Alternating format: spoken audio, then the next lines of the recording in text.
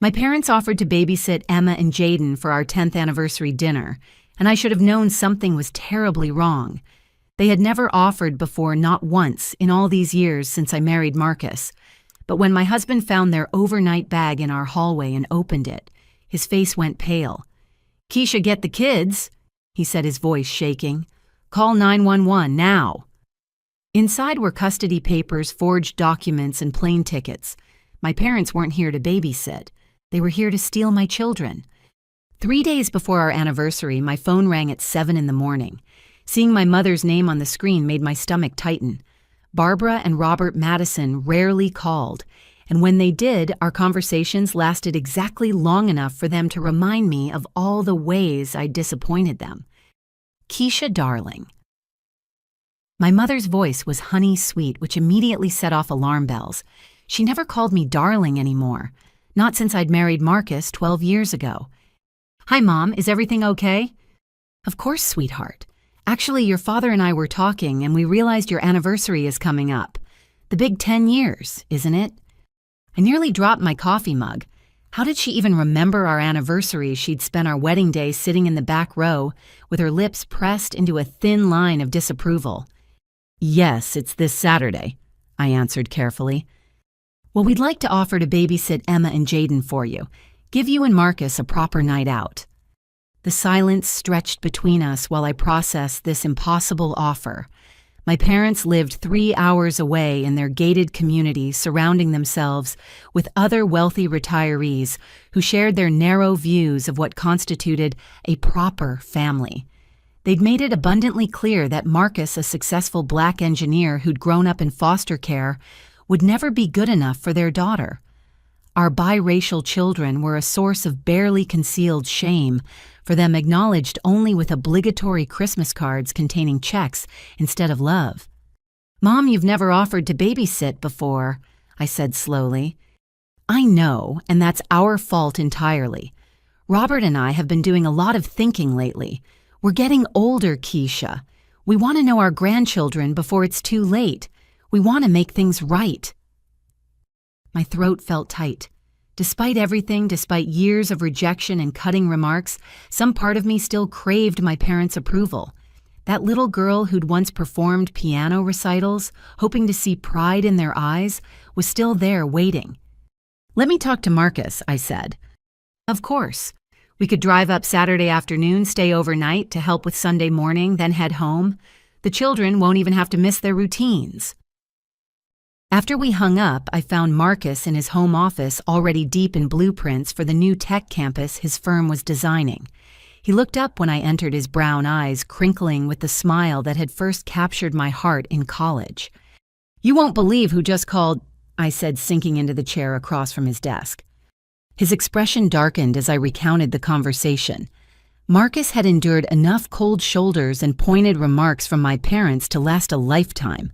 But he also knew how much their rejection hurt me. "What do you think their angle is?" he asked, direct as always. Maybe there isn't one. Maybe they really are trying to change. "Keisha, your mother asked if I was still working in construction at Emma's birthday party. I've been a lead engineer for 8 years. I know, but people can change, and the kids barely know them. Maybe this is a chance for everyone to start fresh." Marcus studied my face, reading the hope I couldn't quite hide. "If this is what you want, we'll try it. But the first sign of their usual behavior, and they're gone." I spent the rest of that day walking on air. For the first time in years, I let myself imagine holidays where my children had grandparents who loved them, where family photos included everyone, where my two worlds could finally merge. I called my mother back that evening to confirm, and she sounded genuinely pleased. "Wonderful. Now I'll need to know all about their schedules, of course. What time do they usually eat dinner? Any food allergies? Medications?" Normal grandparent questions, I told myself, even as she insisted on writing down every detail. "And Emma, is she still so thin, growing properly?" "She's perfectly healthy, Mom. The doctor says she's right on track." Of course. And Jaden, how are his special needs?" My jaw clenched. "He has mild autism, Mom. He's not broken. He's actually doing amazingly well in therapy." Oh, I didn't mean anything by it. I just want to be prepared. Does he have behavioral issues? Meltdowns? Violence? No, I said firmly. He's a sweet, sensitive boy who sometimes needs extra help processing sensory input. I'll write out his routine for you. Yes, please do. Very detailed instructions would be helpful. We want to do everything exactly right. Something in her tone nagged at me, but I pushed it aside. My parents had always been particular about details. That was just their way. Oh, one more thing, she added. Do they have any upcoming doctor's appointments or school events we should know about in case of emergency, you understand? Their schedules are on the fridge. I'll show you everything when you get here. Perfect, and Keisha, thank you for giving us this chance. You won't regret it. As I hung up, Marcus appeared in the doorway. How many questions did she ask? She's just being thorough. Thorough, he repeated. Your mother once asked me if I knew who my real father was at Thanksgiving dinner. That wasn't thorough. That was cruel. I know, but maybe becoming grandparents has softened them. Maybe they finally realize what they've been missing. Marcus pulled me into his arms. I hope you're right. For your sake, I really hope you're right. That night, as I tucked Emma into bed, she looked up at me with those bright hazel eyes that were the perfect blend of Marcus and me. Are Grandma and Grandpa Madison really coming here? She asked. They are sweet pea. They want to spend time with you and Jaden while Daddy and I go out for our anniversary. Jaden said they don't like us because we're different. My heart cracked. That's not true, baby. Sometimes adults are complicated, but your grandparents love you. Then why don't they visit like Nana Rose does? Nana Rose was Marcus's foster mother who'd raised him from age 12 and treated our children like precious gifts. She drove 6 hours every other month just to spend weekends baking cookies and reading stories. They live farther away. I said the half-truth bitter on my tongue. But they're coming now, and that's what matters. Emma seemed to accept this snuggling deeper into her covers. But as I turned off her light, I caught her whispered words to her stuffed elephant. I hope they're nice this time. This time. My 8-year-old daughter had already learned to expect coldness from her grandparents. The weight of that realization followed me to my own bedroom where I found Marcus already in bed, scrolling through his phone. Look at this, he said, showing me his screen. Your mother just sent a friend request on Facebook. She's never had social media before. Maybe she wants to see more pictures of the kids. Maybe. But his tone suggested otherwise. I chose optimism. I chose hope.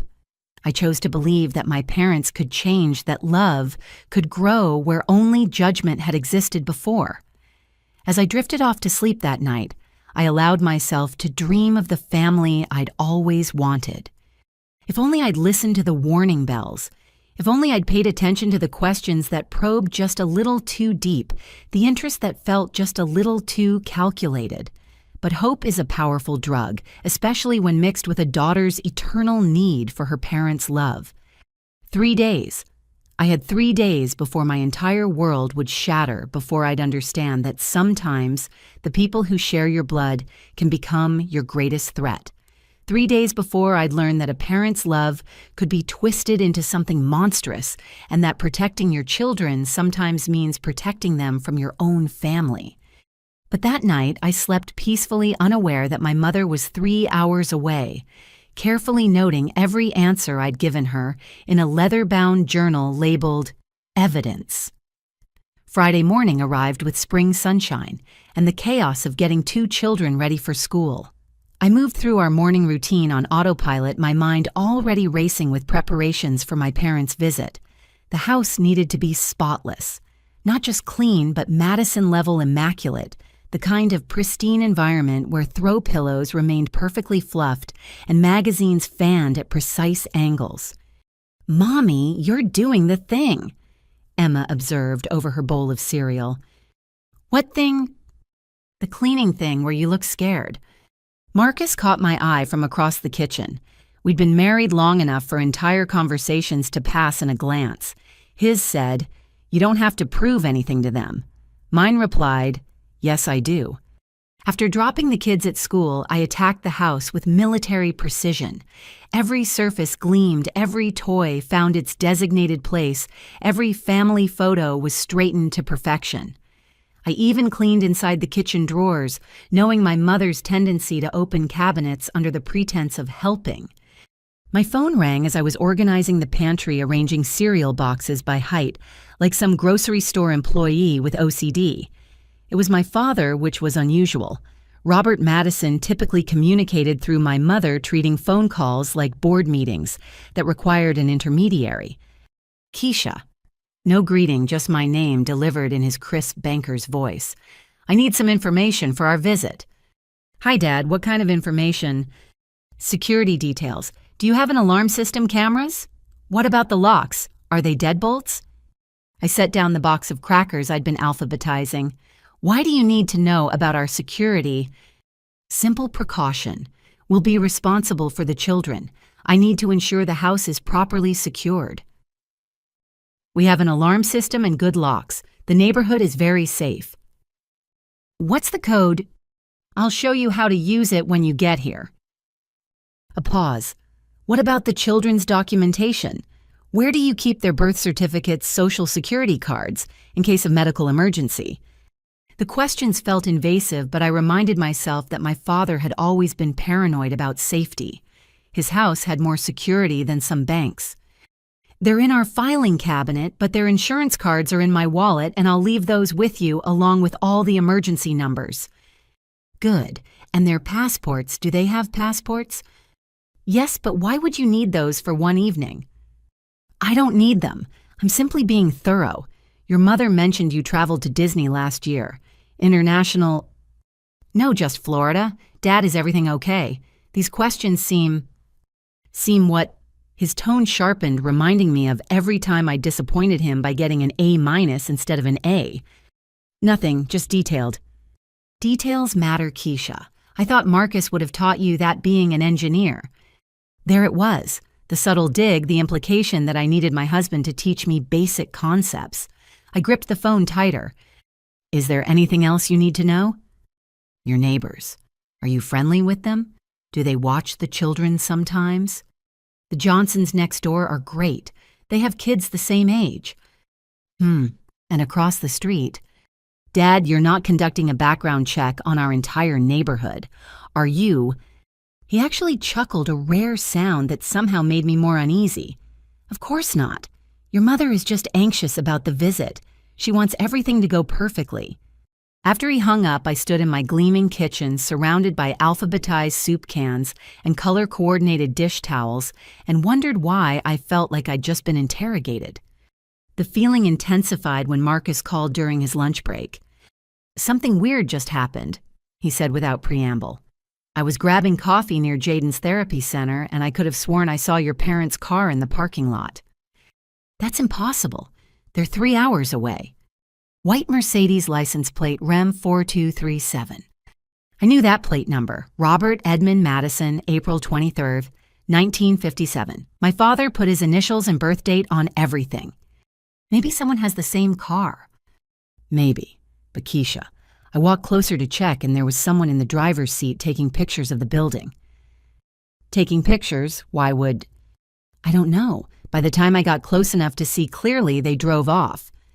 A chill ran through me despite the warm spring day. You think it was them?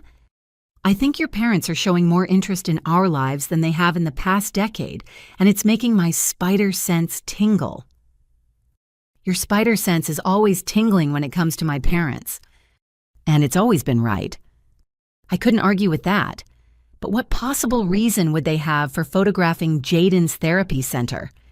The question nagged at me as I finished my manic cleaning, as I wrote out detailed instructions for the children's routines as I selected and reselected my outfit for tomorrow's anniversary dinner. That evening, while the kids played in the backyard, I opened my laptop to order a special dessert for tomorrow. My email was already open, and a new message caught my eye.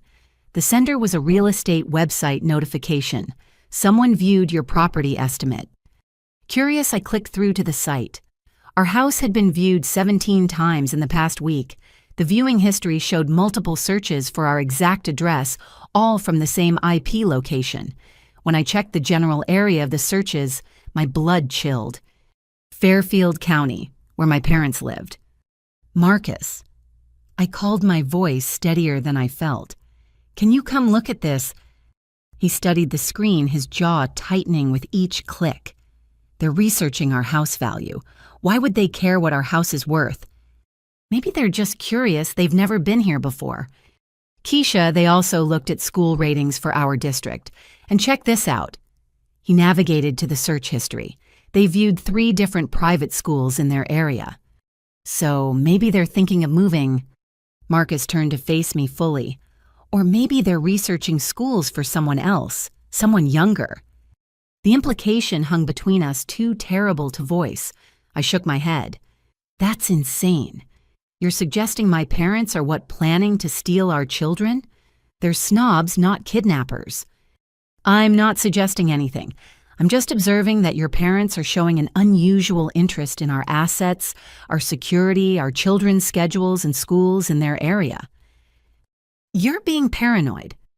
Am I? When has your mother ever cared about Jaden's therapy schedule? When has your father ever asked about our neighbors? They've spent 8 years pretending our family doesn't exist, and suddenly they're gathering intel like private investigators. I wanted to argue, but the words wouldn't come. Because somewhere deep in my gut, beneath the layers of hope and denial, a small voice was screaming that something was terribly wrong. That night, I barely slept. Every time I closed my eyes, I saw my father's Mercedes. In that parking lot, saw my mother's name on those property searches, heard the calculating tone in their voices. By Saturday morning, I was exhausted and edgy, jumping at shadows. Maybe we should cancel, Marcus suggested as we dressed the kids for their Saturday morning activities. Tell them you're sick. And prove that we're the chaotic, unreliable family they think we are. No, we're doing this. Maybe we're wrong about everything. Maybe they really do just want to reconnect. Emma wandered into our bedroom, already dressed in her favorite purple dress. Mommy, I had a weird dream. What kind of dream, baby? Grandma and Grandpa took us on an airplane, but you and Daddy weren't there, and I kept asking where you were, but they wouldn't tell me. Marcus and I exchanged glances over her head. Even our 8-year-old's subconscious was picking up on the wrongness of this situation. It was just a dream, I assured her, smoothing her braids. Mommy and Daddy aren't going anywhere, and neither are you. But as I spoke the words, I made a mental note to hide our children's passports, just in case, just being thorough, as my father would say. The morning passed in a blur of last-minute preparations. I found myself adding extra locks to filing cabinets, password protecting our computer, and gathering important documents into our bedroom safe. If Marcus noticed my sudden security consciousness, he didn't comment. At 2 o'clock, I received a text from my mother. On our way, can't wait to see everyone. 3 hours. In 3 hours, they would be here. In 3 hours, I would know whether I was being paranoid or perceptive. In 3 hours, the facade we'd all maintained for years would either crumble or transform into something real. I stood at my kitchen window watching my children play in the backyard. Emma was pushing Jaden on the swing, making sure not to go too high because she knew he got overwhelmed by too much sensory input.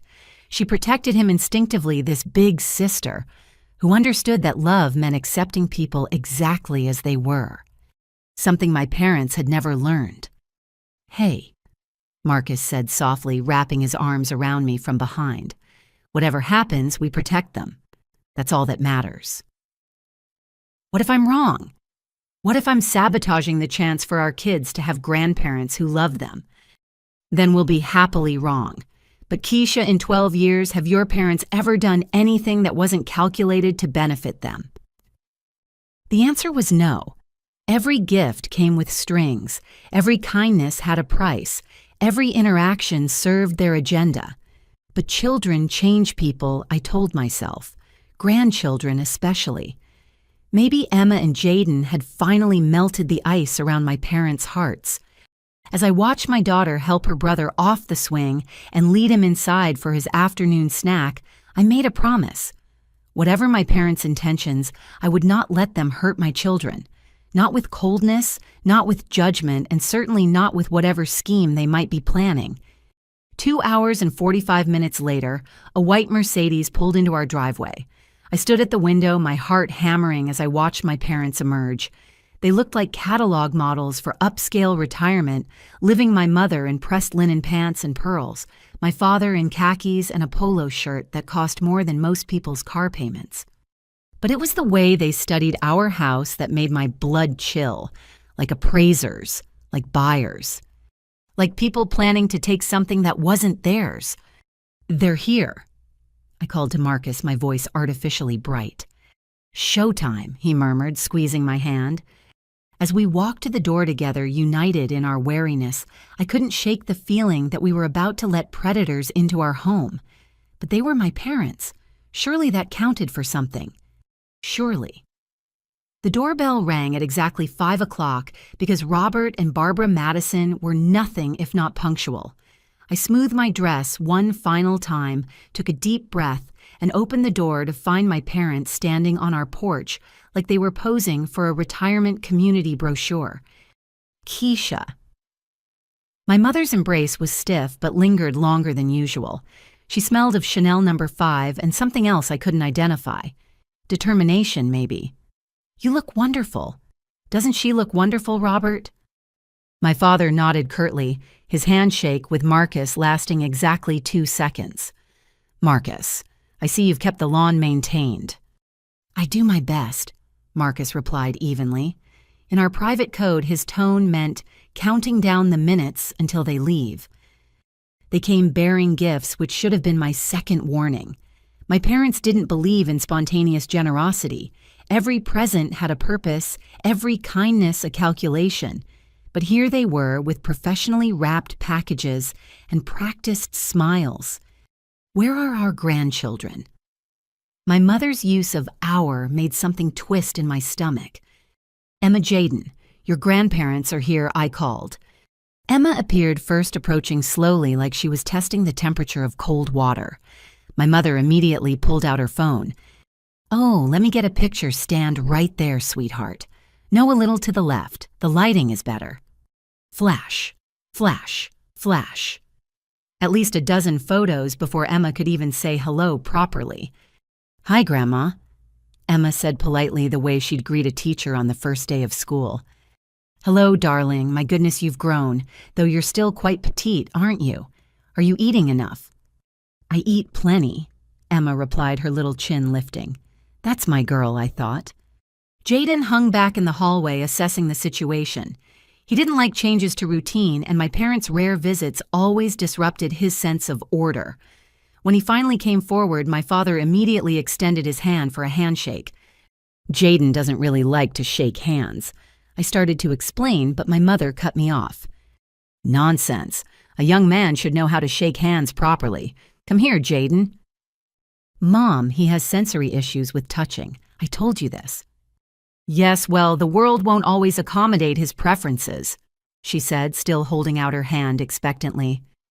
Jaden, bless his heart, looked her dead in the eye and said, "The world doesn't have to. That's what boundaries are for." Marcus coughed to cover what sounded suspiciously like a laugh. My mother's smile tightened. Of course. How very modern. She turned her attention to the wrapped boxes.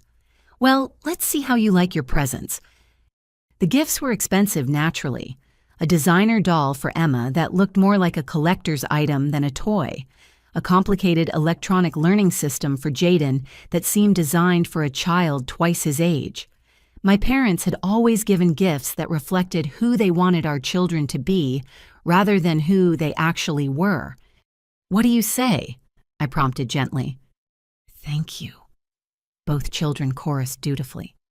We'll play with them later, Emma added, which was her polite way of saying, we'll put these in the closet with all your other inappropriate gifts. Actually, my mother said, pulling out her phone again, let's get some pictures with your new toys. Robert, get the camera from the car, the good one. You brought a separate camera, Marcus asked. Oh, yes. Phone pictures are never quite good enough, are they? We want to capture every moment of this special visit. For the next 20 minutes, my parents directed our children like they were in a photo shoot. Stand here, hold this smile bigger, no, not that big, turn your head, fix your hair. Jaden started stimming with his hands, a sure sign of overwhelm, but when I tried to intervene, my mother waved me off. Just a few more, dear. We so rarely get to see them. And whose fault is that? The words slipped out before I could stop them. Silence descended like a curtain. My father's jaw tightened. My mother's smile became arctic.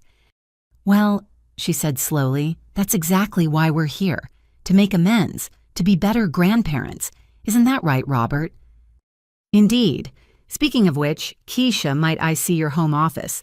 Marcus mentioned you work from home now. I'm interested in your setup. It seemed an odd request, but I led him down the hall while my mother continued her photography session. My office was small but organized with pictures of the kids on my desk and their artwork covering one wall. My father studied everything with the intensity of a detective at a crime scene. He examined the locks on the windows, tested the sturdiness of my desk, even checked behind picture frames. Dad, what are you doing?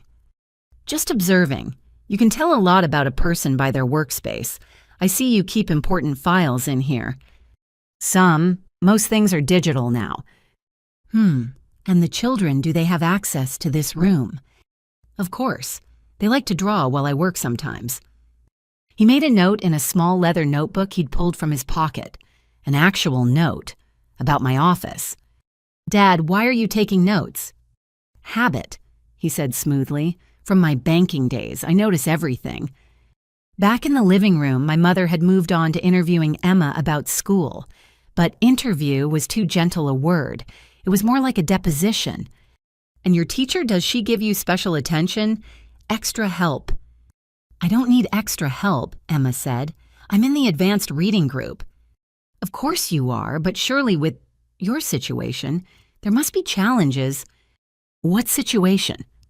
Emma's voice had taken on the stubborn tone she'd inherited from me. Well-being, different. It must be difficult sometimes. Marcus stepped forward. Emma, why don't you show Grandma your science fair trophy? Oh, a trophy. My mother's enthusiasm seemed genuine for the first time. What did you win it for? I built a model showing how melanin works and why people have different skin colors, Emma said proudly. I wanted to show that being biracial isn't weird, it's just genetics. My mother's smile faltered. Oh, how educational. While they talked, I noticed my father had wandered off again. I found him in the kitchen examining our calendar on the fridge, taking pictures of it with his phone. Dad, just impressed by how organized you are, he said without looking up. Jaden has therapy every Tuesday and Thursday. Yes, and that's private medical information. I'm his grandfather, Keisha, hardly a stranger. You've acted like one for 8 years. He finally looked at me then, and for a moment, I saw something flicker in his eyes. Guilt, regret. But it was gone so quickly, I might have imagined it. People change, he said simply. Barbara and I want to be part of their lives now. Why now? What's changed? We're getting older. Perspective shifts. Priorities change. It sounded rehearsed, like he was reading from a script titled Things to Say to Seem Genuine. Before I could probe further, we heard Jaden's raised voice from the living room. No, I said no. I rushed back to find my mother trying to touch Jaden's hair while he backed away, clearly distressed. I just wanted to feel if it's as soft as it looks, she was saying. Such an interesting texture. Mom, you don't touch people without permission, especially not Jaden. We've discussed this. I'm his grandmother. That doesn't give you the right to violate his boundaries. Marcus had already moved to comfort Jaden, who was now sitting in his favorite corner, rocking slightly. Emma stood between them and my mother like a tiny bodyguard. You made him upset, she announced. He doesn't like people touching his hair. Nobody does. Would you like it if someone just grabbed your hair? Well, I never, my mother huffed. No, Emma agreed solemnly. You never do listen when we tell you things. The tension in the room could have been cut with a knife. This was going even worse than I'd feared. My parents had been here less than an hour and had already photographed everything, cataloged our schedules, invaded personal space, and insulted our children. "Perhaps," Marcus said in his "I'm being professional but I'm furious" voice, "we should go over the bedtime routines now, since Keisha and I need to leave for dinner soon." "Of course." My mother brightened immediately. "I've brought my notebook to write everything down." Another notebook. My parents, who had never shown interest in a single detail of our children's lives, were suddenly taking notes like anthropologists studying a newly discovered tribe. I walked them through the routines, trying to ignore how my mother recorded every word and my father photographed every relevant location. The bathroom where teeth were brushed, the kitchen where snacks were prepared, the playroom where quiet time happened. "And Jaden's weighted blanket," my mother asked. "Where do you keep that?" I frowned. "How do you know about his weighted blanket?" She paused, pen hovering over paper. "You must have mentioned it." "I've never mentioned it. We just got it last month." "Oh, well, I must have read about them online, for children with his condition." "He doesn't have a condition, Mom. He's autistic. It's a neurological difference, not a disease." Of course, I misspoke. But she hadn't misspoken. She'd revealed knowledge she shouldn't have. My eyes met Marcus's, and I saw my suspicion reflected there. "Excuse me," I said. "I need to finish getting ready." In our bedroom, I found Marcus already there, holding our children's passports. "I was going to put these in the safe," he said quietly. "But look." He showed me the inside pages. There were tiny pinholes in the corners, as if they'd been photocopied by someone who didn't know how to do it properly. When I whispered, "They've been in our filing cabinet. Your parents must have—" "During the photo session, or when Dad was wandering around." We stared at each other, the full horror of what was happening starting to dawn. "We can't leave them here with the kids," Marcus said. "We can't accuse them of whatever this is without proof. Keisha, they're casing our house. They're documenting everything. They know things they shouldn't know." A knock on the door interrupted us. "Keisha," my mother's voice. "I forgot to ask about medications. Does either child take anything regularly?" My hand was shaking as I opened the door. "No, Mom, they're both healthy." "No vitamins, no supplements, nothing for Jaden's challenges." "No." She made another note. "And you're sure sometimes parents forget to mention maintenance medications?" I think I'd remember if I was giving my children medication. "Of course, I'm just being thorough." She smiled that perfect hostess smile. "We want everything to go smoothly tonight and tomorrow." "Tomorrow? Well, we'll be here for breakfast, won't we? To help with the morning routine before we drive home?" I'd forgotten they planned to stay overnight. The thought of them in our house while we slept made my skin crawl. "About that." I started, but she was already heading back downstairs, calling cheerfully to the children. Marcus pulled me back into the room. "We're not leaving. Make an excuse. Food poisoning, migraine, anything. If we cancel now after they drove all this way, it confirms every negative thing they've ever thought about us." "I don't care what they think anymore. Something is very wrong here." He was right. Every instinct screamed danger. But as I looked at him, I saw past my wonderful protective husband to the 12-year-old boy who'd been failed by every adult in his life until Nana rose. He'd learned early that family could hurt. You betray you. Abandon you. I'd been raised by wolves in sheep's clothing, but at least I'd had a roof over my head and food on the table. Marcus had survived actual abandonment. Were we really going to let our trauma make us paranoid? Were we going to deny our children the chance to have grandparents because we were scared? 1 hour, I said finally. "We'll go to dinner for 1 hour. The restaurant is 10 minutes away. We'll keep our phones on. First sign of trouble, we come home." Keisha. They're my parents, Marcus. With all their faults, all their prejudices, they're still my parents. They couldn't. But I couldn't finish the sentence, because the truth was I didn't know what they would or wouldn't do anymore. These people taking notes and photos, gathering information, and asking invasive questions, they weren't the cold but predictable parents I'd grown up with. They were strangers with familiar faces and unknown intentions. As we prepared to leave, I gave the children strict instructions. Stay together. Don't go anywhere with Grandma and Grandpa, not even to the store. Call us if anything feels wrong. Emma nodded seriously, while Jaden whispered all his important facts about foxes, his current special interest and comfort topic. And remember, I added, kissing both their heads, Mommy and Daddy will be back very soon. Promise, Emma asked. Promise.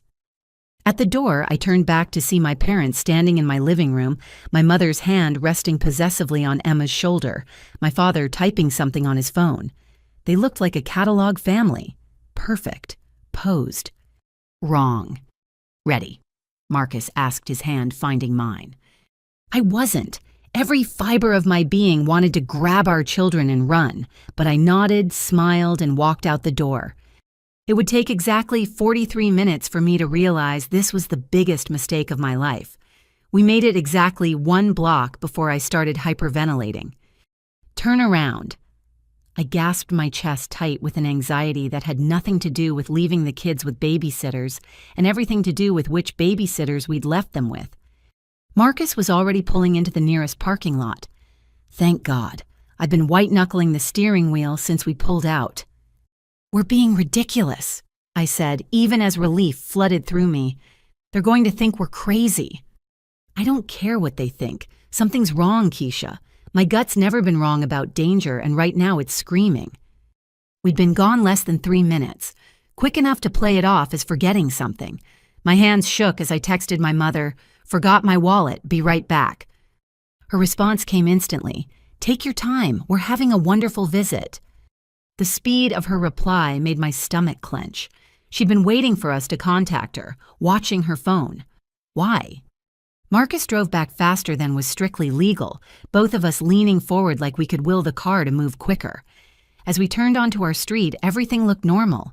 Our house sat quietly in the evening light, my parents' Mercedes in the driveway where they'd left it.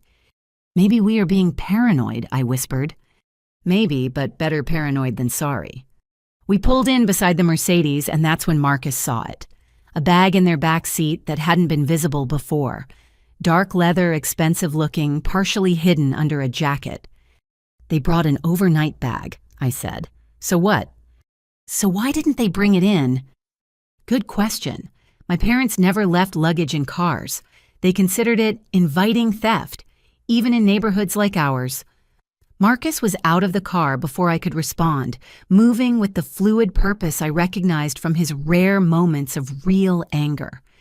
I followed my heels clicking on the driveway as I tried to keep up. Through the front window, I could see my mother in the living room with the children, all 3 on the couch. She was showing them something on her phone. Normal grandparent behavior.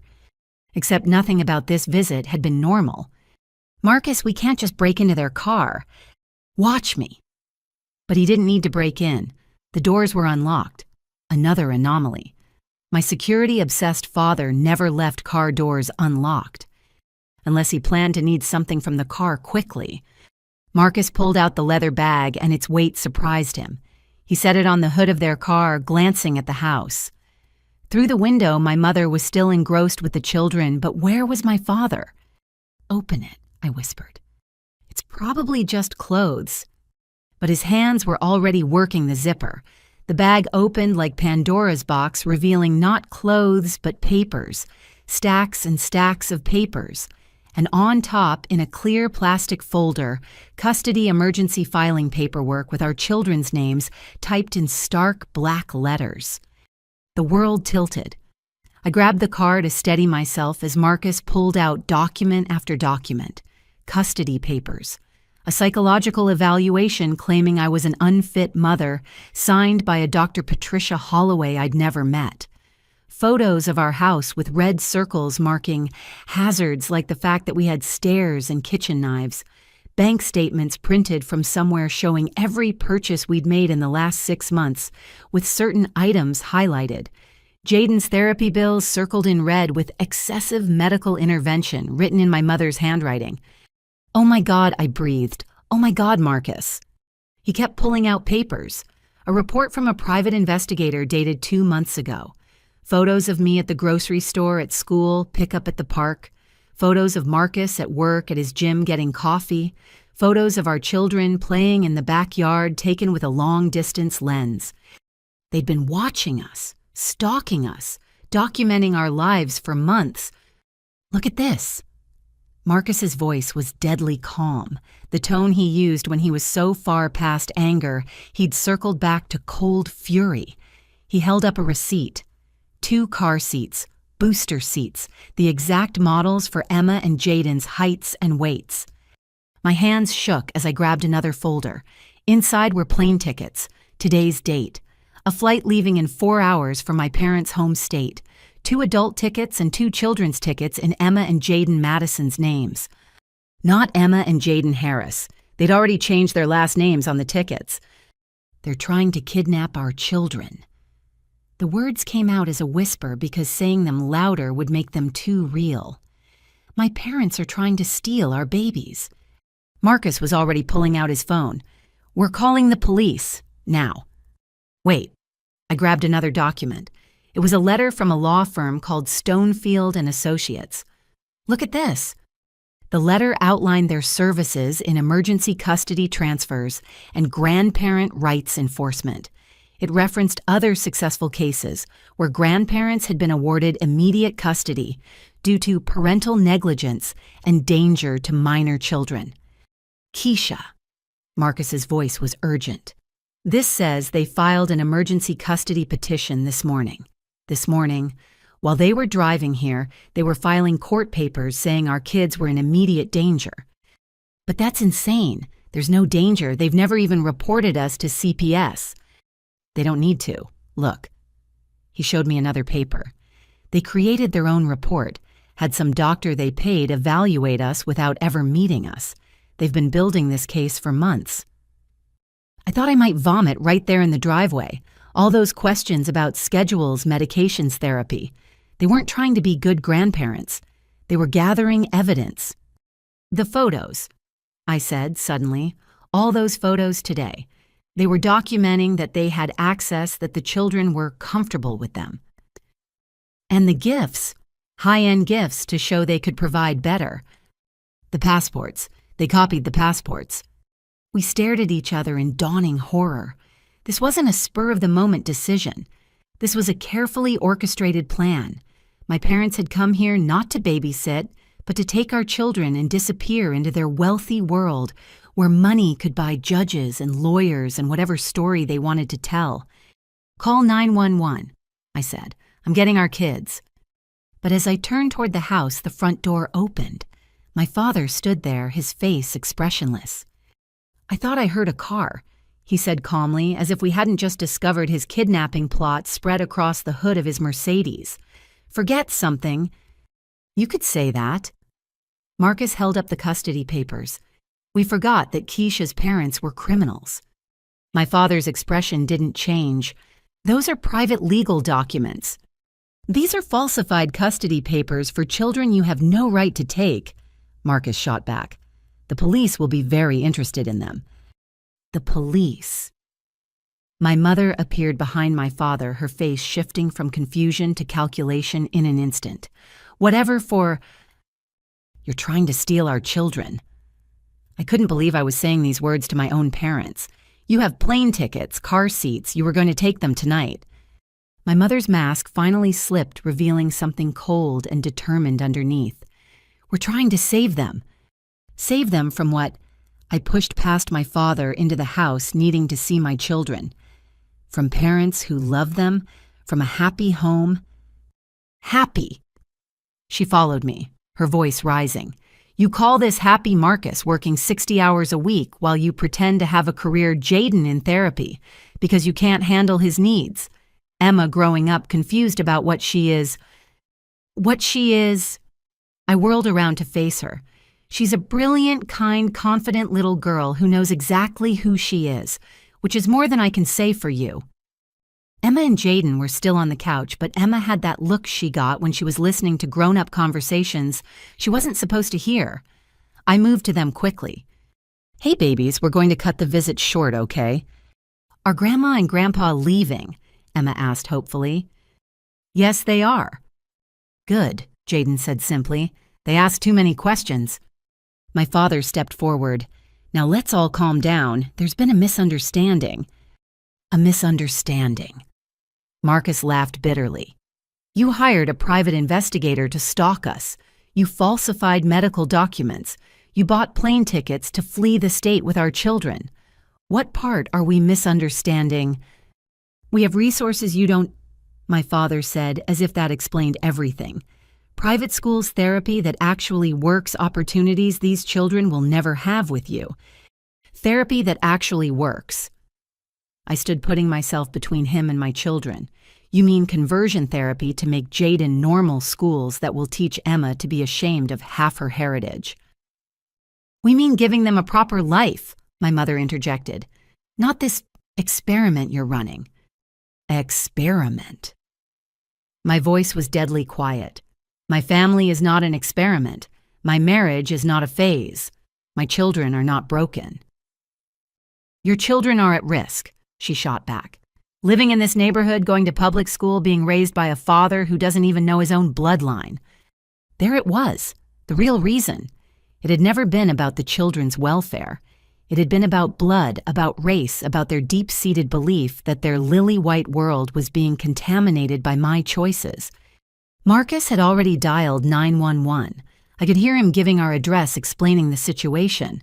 My parents heard it too. "This is a family matter," my father said urgently. "No need for police involvement." "You stop being family the moment you plan to kidnap my children," I replied. "We're their grandparents. We have rights." "You have the right to leave my property before the police arrest you." My mother turned to the children then, and I saw something desperate in her eyes. "Emma, sweetheart, wouldn't you like to come stay with Grandma? I have a beautiful room all ready for you, with a canopy bed and a pony at the nearby stable." "No," Emma said firmly. "I want to stay with my real family." "Jaden." My father tried. "I have a train set at my house, a whole room of trains." Jaden didn't even look at him. He was stimming more intensely now, overwhelmed by the tension in the room. I sat beside him, offering the pressure input he needed to calm down. "It's okay, baby," I murmured. "The police are coming to make them leave." "The police?" My mother's voice went shrill. "You'd call the police on your own parents." "I'd call the police on anyone trying to steal my children." "Steal?" She laughed high and unnatural. "We're offering them a better life. Look at this place. Look at how you live. Jaden in therapy because you've labeled him as defective. Emma growing up not knowing if she's black or white or what. You married beneath you, Keisha, and now you're dragging innocent children down with you. Get out!" I stood, my whole body shaking with rage. "Get out of my house before I physically remove you." "You always were dramatic," my father said coldly, "just like when you insisted on marrying him despite our objections. Selfish, impulsive, unfit to be a mother." That's when Emma stood up, all 4 feet of her radiating fury. "My mommy is the best mommy in the world. You're just mean people who don't know how to love anybody." The silence that followed was broken only by the sound of sirens approaching. My parents looked at each other, and for the first time I saw fear in their eyes. This hadn't gone according to their plan. They'd expected to leave with our children before we ever knew what happened. "Robert," my mother said urgently, "the bag." "Leave it," Marcus commanded. "That's evidence." My father moved toward the door anyway, but Marcus blocked him. For a moment they stood face to face, my elderly father and my husband in his prime, and the outcome was never in doubt. "You people," my father spat, "always resorting to violence." "You people?" Marcus smiled coldly. "You mean engineers' fathers' men who protect their families from predators." The sirens were right outside now. Through the window, I could see police cars pulling up their lights, painting our suburban street in reds and blues. "This isn't over," my mother hissed at me. "We have lawyers, we have money, we have connections." And we have the truth, I replied, plus evidence of attempted kidnapping, fraud, and conspiracy. Good luck explaining that to your country club. The police were at the door. Marcus let them in, and suddenly our living room was full of uniforms. I held my children close as Marcus explained the situation, showed them the documents, the tickets, the whole sick plan. "Ma'am." One officer addressed my mother, "I'm going to need you to step outside." "This is a family dispute." She tried one last time. "Surely there's no need." "Ma'am, step outside now." As they were led away, my father turned back to look at me. "We only wanted what was best for them." "No," I said clearly so everyone could hear. "You wanted what was best for you. You wanted grandchildren who looked like you, thought like you, lived like you. But these are my children. They're perfect exactly as they are, and you will never, ever come near them again." The door closed behind them, and I sank onto the couch, pulling Emma and Jaden into my arms. They clung to me, Emma crying silently while Jaden hummed his comfort song. "It's okay," I whispered. "It's over. You're safe. Mommy and Daddy will always keep you safe." But it wasn't over. Not by a long shot. This was just the beginning of a fight that would test every ounce of strength we had. My parents had shown their true colors, revealed the depths of their prejudice and entitlement. They'd tried to steal my children because they couldn't accept my choices, my husband, my life. They'd failed tonight. But as I watched the police cars drive away with my parents in custody, I knew they'd be back. People like them always came back armed with lawyers and lies and the absolute conviction that their money and status entitled them to whatever they wanted. But they'd underestimated me. They'd underestimated Marcus. Most of all, they'd underestimated the fierce love that bound our family together. They wanted a fight, they'd get one, and we would win. Because real family, chosen family, the family you build with love and acceptance and daily acts of care, that's stronger than blood, stronger than money, stronger than all the prejudice in the world. As I held my children in the wreckage of what should have been a simple anniversary dinner, I made a promise. No one would ever make them feel less than. No one would ever try to tear our family apart again. And if they tried, well, they'd learn what this mama bear was truly capable of. The war for our children had begun, and I was ready to fight it with everything I had. The police had been in our home for 20 minutes documenting everything. Detective Sarah Chen, a woman about my age with kind eyes and an efficient manner, was photographing the contents of my parents' bag while her partner interviewed Marcus in the kitchen. Emma and Jaden sat pressed against me on the couch, their usual bedtime long past, but nobody was thinking about normal routines anymore. "Mrs. Harris," Detective Chen said gently, sitting across from us, "I need to ask your children a few questions. Would that be okay?" I felt both kids tense. "Can I stay with them?" "Of course. Emma, can you tell me what your grandparents said to you tonight?" Emma straightened her voice clear despite her lingering tears. "Grandma kept asking if I was happy here. She said she had a big house with a pool and horses, and that I could live there and go to a better school." "Did she say you'd be visiting or living there?" "Living. She said I'd have my own room that was all pink and white. I told her I hate pink, but she said I'd learn to like it." Detective Chen made notes. "Did she mention your parents coming with you?" "No, she said Mommy and Daddy needed time to figure things out and I'd be happier with her." My heart shattered. They'd been planting seeds of abandonment in my 8-year-old's mind. "What about you, Jaden?"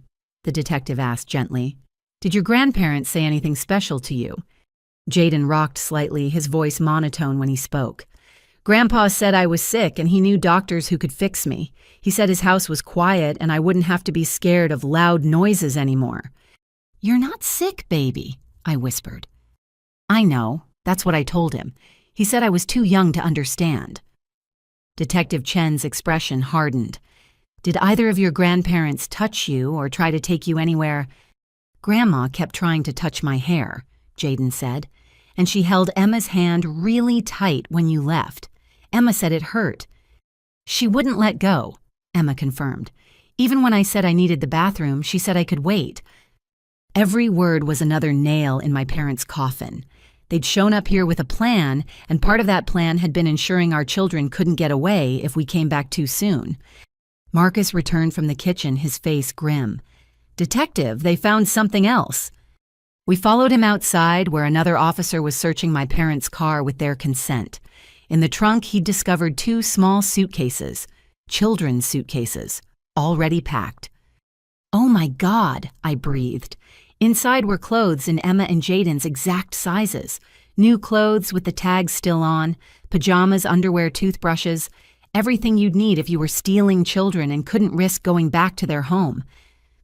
"This is premeditated kidnapping," Detective Chen said. "This goes way beyond a custody dispute." "But they filed papers," I said. "Won't they claim they thought it was legal?" "Filing false documents is a crime. Conspiracy to commit kidnapping is a crime. Interstate flight with minors is a federal crime." She looked at me seriously. "Your parents are in significant legal trouble." "Good," Marcus said flatly. "They should be." As we stood in our driveway surrounded by evidence of my parents' betrayal, neighbors began emerging from their houses. Mrs. Johnson from next door hurried over, her face creased with concern. "Keisha, honey, what's happening? Are the kids okay?" "They're fine," I managed. "There was an incident with my parents. Those people who were taking all those pictures earlier, I thought something was off about them.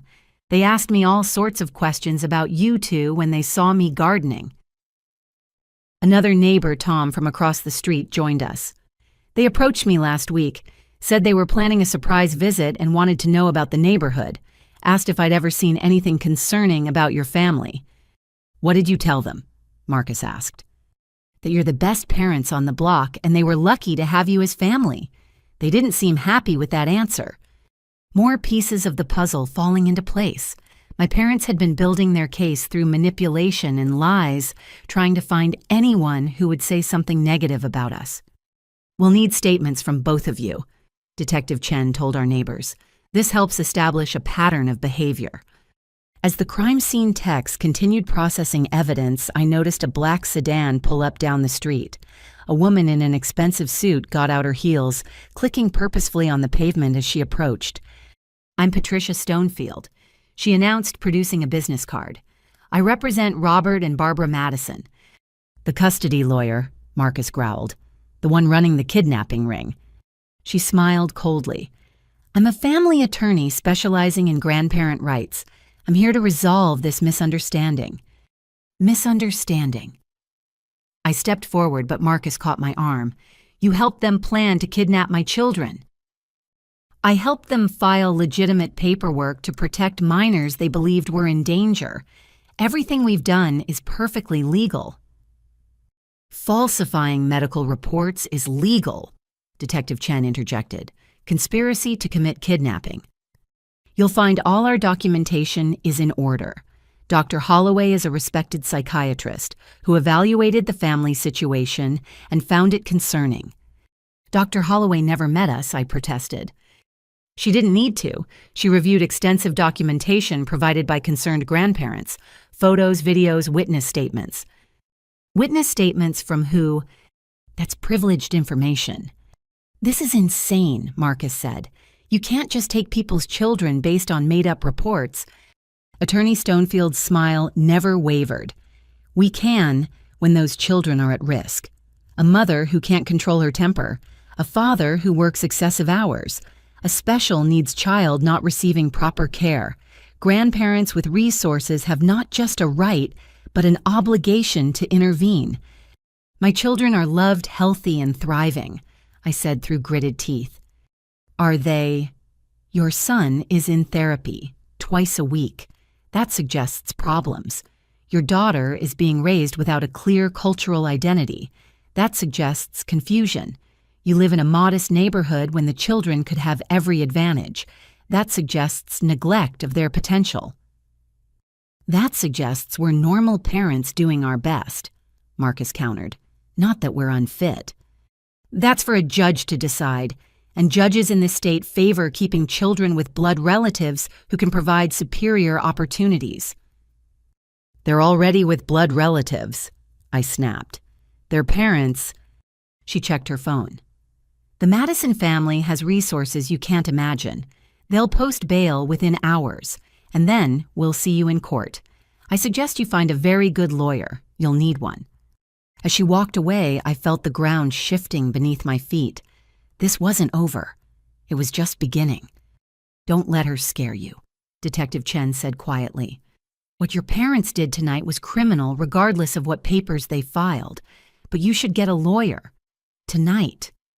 Back inside, I found Emma and Jaden curled up together on the couch, exhausted by the emotional upheaval.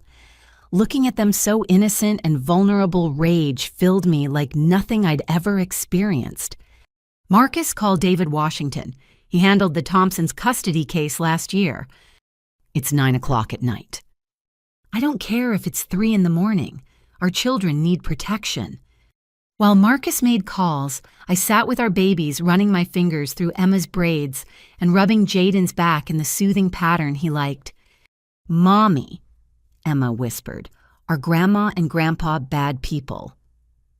How did you answer that? How did you explain that the people who should love and protect them had tried to tear their world apart? They made very bad choices, I said carefully. They let their wrong ideas hurt our family.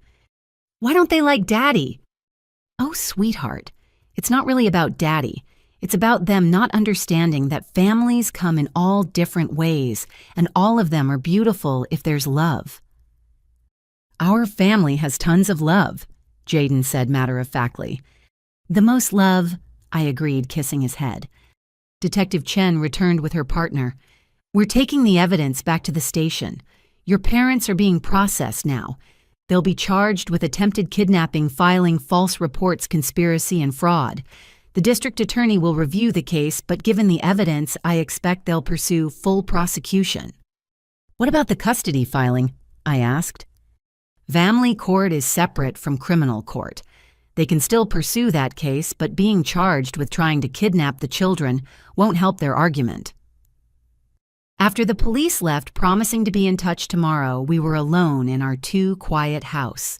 The abandoned gifts my parents had brought sat on the coffee table like props from a play that had gone horribly wrong. I'm going to check all the locks, Marcus said. Then we're moving the kids into our room tonight. I nodded. None of us wanted to be separated. As I helped the children get ready for bed, moving through our routine like zombies, my phone rang. An unknown number. Against my better judgment, I answered. Keisha. My mother's voice, but different. Smaller. They're saying I have to stay here overnight, in jail, with criminals. You are a criminal mom. You tried to kidnap my children. I was trying to save them. You don't understand what you're doing to them, raising them in that environment with those influences. They'll never reach their potential. Their potential as what perfect white grandchildren who pretend half their heritage doesn't exist. You're being dramatic. You bought plane tickets. You packed their clothes. You were going to steal them.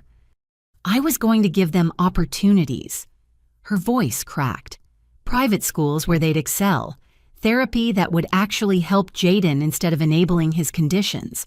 A community where Emma wouldn't be stared at. Emma gets stared at in your community, Mom, just for different reasons. At least she'd be safe. Safe from what? From parents who love her. From a father who reads her stories every night. From a mother who celebrates every part of who she is. Safe from the world that will judge her, that will limit her, that will hurt her because of what she is. What she is perfect. What she is loved. What she is none of your business anymore. I'm your mother. No, you lost that title tonight. You're just someone I used to know who couldn't love me enough to accept my choices. Keisha, please. Your father and I only wanted... I hung up. There was nothing she could say that would undo what they'd done. Nothing that would erase the image of those suitcases in their trunk or the fear in my children's eyes. Marcus appeared in the doorway. David Washington will be here first thing in the morning. He says to document everything tonight while it's fresh. Take pictures of anything they touched or moved. Save any texts or voicemails. They've been planning this for months, I said numbly. All those years of cold distance, and then suddenly they care. They were just gathering evidence. Hey, he pulled me into his arms. We stopped them. Our babies are safe. That's what matters. For now, you heard that lawyer. They'll be out on bail tomorrow, and then they'll come at us with everything they have. Then we'll be ready, we'll fight, and we'll win. How can you be so sure? He pulled back to look at me. Because we're right. Because we're good parents. Because love wins over hate even when hate has money and connections. Does it, though? I thought about all the families torn apart by systems that favored wealth over welfare. What if they find a judge who agrees with them? What if... Then we keep fighting. We appeal. We move if we have to. We protect our family no matter what. That night, we made a nest of blankets on our bedroom floor. Emma and Jaden slept between us, their breathing eventually evening out into the rhythm of exhausted sleep. But Marcus and I lay awake standing guard over our children like ancient sentinels. I keep thinking about nature documentaries. I whispered in the darkness, how predators always go for the young, how parents will fight to the death to protect their babies. That's what we'll do if we have to. I never thought the predators would be my own parents. His hand found mine over our sleeping children. Family isn't blood, Keisha. It's choice. And we choose each other. We choose them. Every day. What if choosing isn't enough? What if the law says blood matters more? Then we make sure the law sees the truth. We show them what real family looks like. As dawn approached, neither of us had slept. But we'd done something more important. We'd stood watch. We'd held the line. We'd kept our babies safe for one more night. The war was coming. My parents would regroup, rearm themselves with lawyers and lies and all the privilege their money could buy. They'd try to paint us as unfit, try to tear apart the family we'd built with such love and intention. But they'd already lost the most important battle. They'd shown our children who they really were. And Emma and Jaden had chosen, us had clung to us, had trusted us to protect them. That trust was worth more than all the money in my parents' bank accounts, and I'd die before I let them down. The sun rose on a new day, but also on a new reality. We were no longer just the Harris family living our quiet life in our modest neighborhood.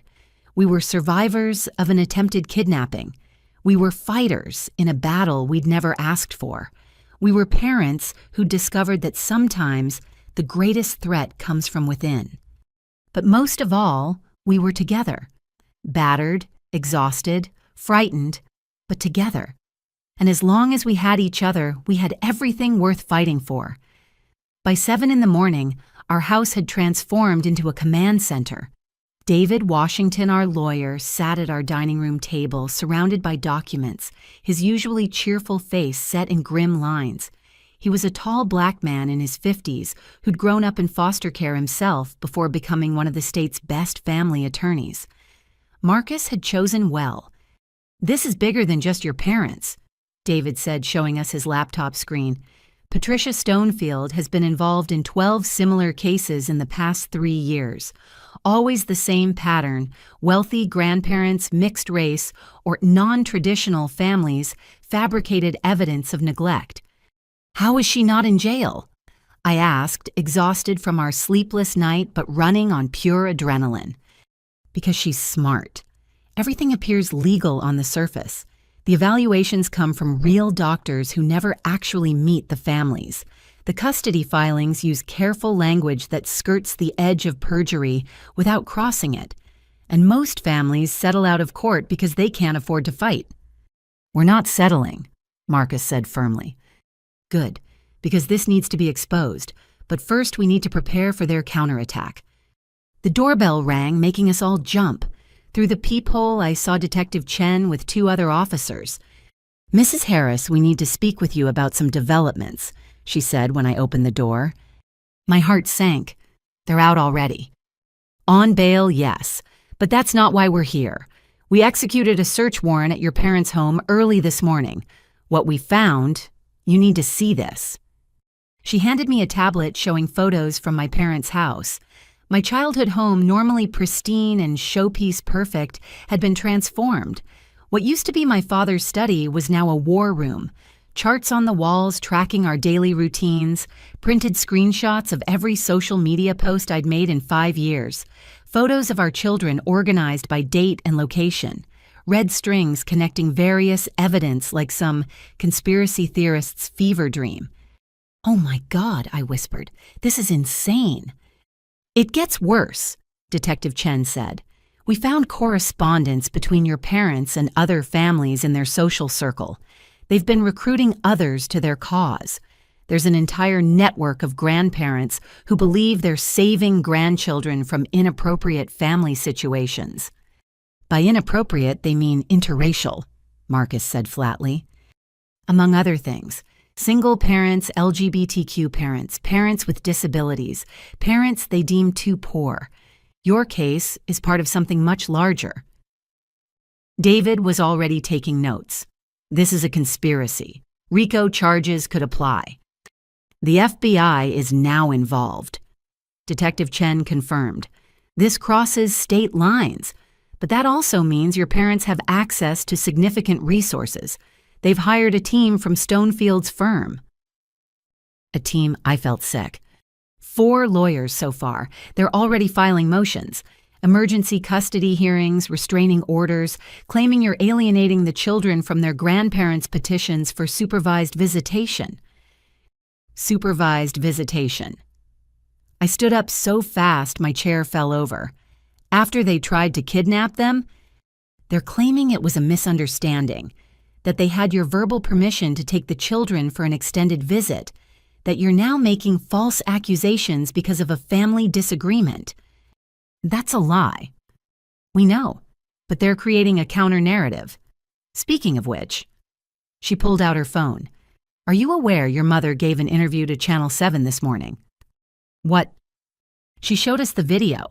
My mother looking every inch the wounded grandmother in pearls and perfectly applied makeup despite her night in jail standing outside their lawyer's office. "We only wanted to spend quality time with our grandchildren," she told the reporter, dabbing at dry eyes with a handkerchief. "But our daughter has always been troubled.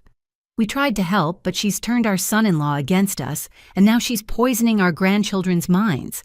We just want what's best for Emma and Jaden." That manipulative. Marcus caught himself glancing at the kids who were eating breakfast in the kitchen, trying to maintain some normalcy. The reporter continued, "Sources say you filed for emergency custody. Can you explain why?" My mother's face arranged itself into concerned lines. "When we saw the conditions, they were living in the behavioral problems that aren't being properly addressed, the isolation from extended family, we felt we had no choice. Those children deserve better than a mother who works all the time and a father who..." She paused delicately. "Well, who can't provide them with the cultural foundation they need." "Cultural foundation," the reporter pressed. "Children need to understand their heritage, their real heritage, not some confused mixture that leaves them belonging nowhere." I thought I might throw the tablet across the room. She's telling the world our children don't belong anywhere. "She's laying groundwork," David said grimly, "painting you as unstable Marcus, as inadequate the children as suffering. Classic narrative manipulation." "We need to respond," I said. "We need to tell our side." "No." David's voice was firm. "Anything you say publicly can be used against you in court. Let me handle the media strategy. You focus on your children and documenting everything."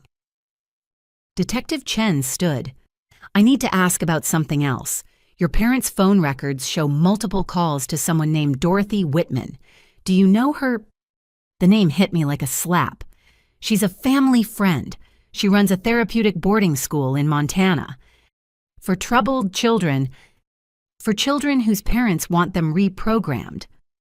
I felt sick remembering the brochures she'd once shown my mother. It's one of those places that claims to fix everything from autism to homosexuality to racial confusion. Jesus, Marcus muttered. We're looking into the school now, Detective Chen said. If they were planning to send your children there, it's kidnapping and conspiracy to commit child abuse, David finished. This keeps getting worse. As if on cue, my phone rang. Unknown number. David nodded for me to answer while he recorded. Hello, Keisha. A woman's smooth voice, not my mother. This is Dorothy Whitman. I heard about your family's situation. Did my mother call you? She's concerned, as am I.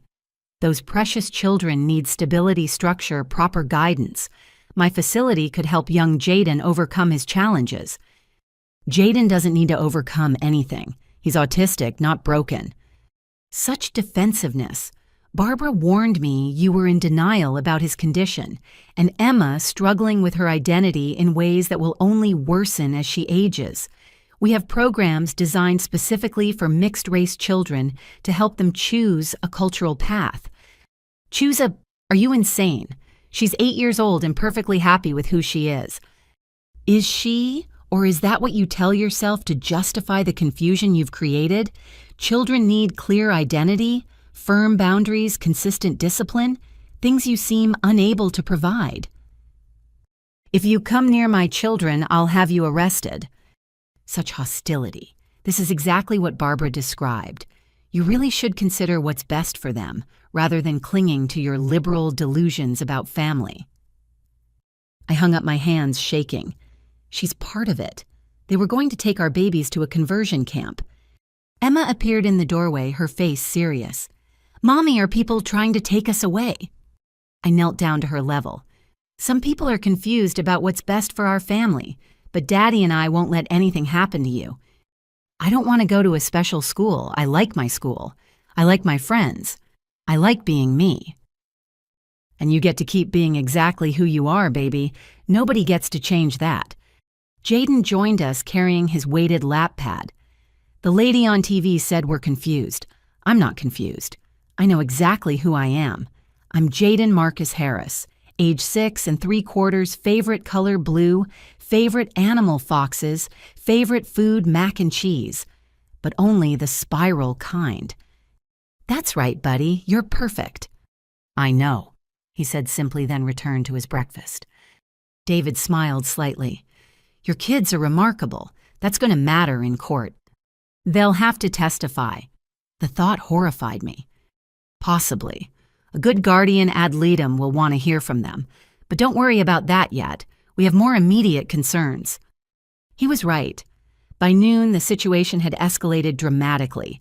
My phone buzzed constantly with calls from reporters, extended family members who'd seen the news, and numbers I didn't recognize. Our quiet street was disrupted by news vans and curious neighbors. Then came the knock that changed everything. Keisha Harris. A woman in a severe suit stood at our door with a clipboard. I'm from Child Protective Services. We've received a complaint and need to conduct an immediate welfare check. My knees almost buckled. CPS, but we didn't do anything wrong. I'm not here to make accusations, ma'am, just to ensure the children are safe. May I come in? David appeared behind me. I'm the family's attorney. Can I see your identification and the complaint? She handed over her credentials and a document. The complaint was anonymous, but the allegations were familiar neglect, inappropriate living conditions, untreated mental health issues in the children, potential abuse. This is retaliation, I said. My parents filed this because we caught them trying to kidnap our children. I'm aware of the situation, the caseworker said not unkindly. But when we receive a complaint, we have to investigate. It's protocol. Then investigate, Marcus said, joining us. We have nothing to hide. For the next hour, she toured our home, checking for safety hazards that didn't exist, looking in our well-stocked refrigerator, examining the children's rooms with their books and toys and drawings on the walls. She spoke with Emma and Jaden separately, asking gentle questions about their routines, their happiness, any fears they might have. I could hear Emma through the door. My parents are the best. They read to us every night and make special pancakes on Saturdays and always listen when we're sad. The only thing I'm scared of is my grandparents taking us away." When the caseworker emerged, her expression had softened considerably. "Mrs. Harris, it's clear your children are well cared for and loved. This appears to be a malicious complaint. I'll file my report stating no concerns were found." "But it's on record now," David said quietly after she left. "That's what they wanted. A CPS investigation, even one that finds nothing, can be twisted in court." "How do we fight this?" I asked desperately. "They have money lawyers' connections. They're creating a false narrative and spreading it everywhere." "We tell the truth," David said. "We document everything. We let the criminal charges speak for themselves, and we trust the system to see through their lies." But as I looked out at the circus my life had become, I wondered if trust was enough. My parents had turned our world into a battlefield, and they were using weapons I'd never imagined family would wield against each other. The war for our children was escalating, and I was beginning to understand that in their world, truth was just another casualty. 3 days after the attempted kidnapping, David Washington called an emergency meeting. His usually calm demeanor was replaced by barely contained fury as he spread documents across our dining room table. "We've uncovered something massive," he began. "Patricia Stonefield isn't just a lawyer taking advantage of family disputes. She's running an organized operation." Marcus and I leaned forward as David showed us a chart with interconnected names, dates, and dollar amounts. In the past 5 years, Stonefield and Associates has facilitated 43 emergency custody transfers from parents to grandparents. In every case, the parents were either mixed-race couples, single mothers, LGBTQ families, or had children with special needs. In every case, the grandparents were wealthy, white, and connected. 43 families. I could barely breathe. How has no one stopped this? Because it's all been done under the radar. Small towns, different jurisdictions sealed family court records. Your parents made a mistake going big with the kidnapping attempt. That's what exposed the whole network. He pulled out another folder. This is the worst part. In 60% of these cases, the children ended up at therapeutic facilities like Dorothy Whitman's school, places that practice conversion therapy, behavior modification, and worse. Worse, Marcus's voice was dangerously low. 7 children have died in these facilities over the past decade. Suicide accidents, medical neglect. Dozens more have testified about abuse when they aged out. I ran to the bathroom and vomited. The thought of Emma and Jaden in one of those places being tortured for being who they were, being told their very existence was wrong. When I returned shaky but determined, David was showing Marcus financial records. "Your parents paid Stonefield a $50,000 retainer, but there are additional payments planned. $25,000 upon successful custody transfer, another $50,000 once the children were enrolled at Whitman's facility." "They were buying our children," Marcus said flatly. "Essentially, yes. The FBI found similar payment structures in other cases. It's human trafficking disguised as custody disputes." "But why?" I asked. "Why would grandparents do this to their own families?" David's expression was grim. "We found online forums, private Facebook groups, even a newsletter.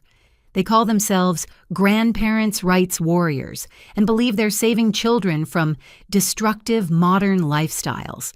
They share tactics, recommend lawyers like Stonefield, celebrate when they rescue grandchildren."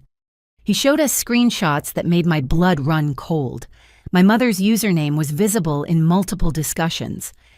"Finally convinced R to file papers," I read aloud from one of her posts dated 2 months ago. "The children will thank us someday for saving them from their mother's selfish choices." Another post, "Visited today. Jay's condition is worse, clearly not getting proper treatment. He confused about identity as expected. Documentation gathered. Liberation soon." Liberation. I spat. She was plotting to steal my babies and calling it liberation. "Look at this one." Marcus pointed to a different screenshot. Dorothy's facility has immediate openings. J, perfect candidate for intensive intervention. E, young enough for identity redirection. Insurance will cover through proper diagnosis coding. Insurance fraud, too, David noted. They were going to fake diagnoses to get insurance to pay for torturing your children. I kept reading each post, more horrifying than the last.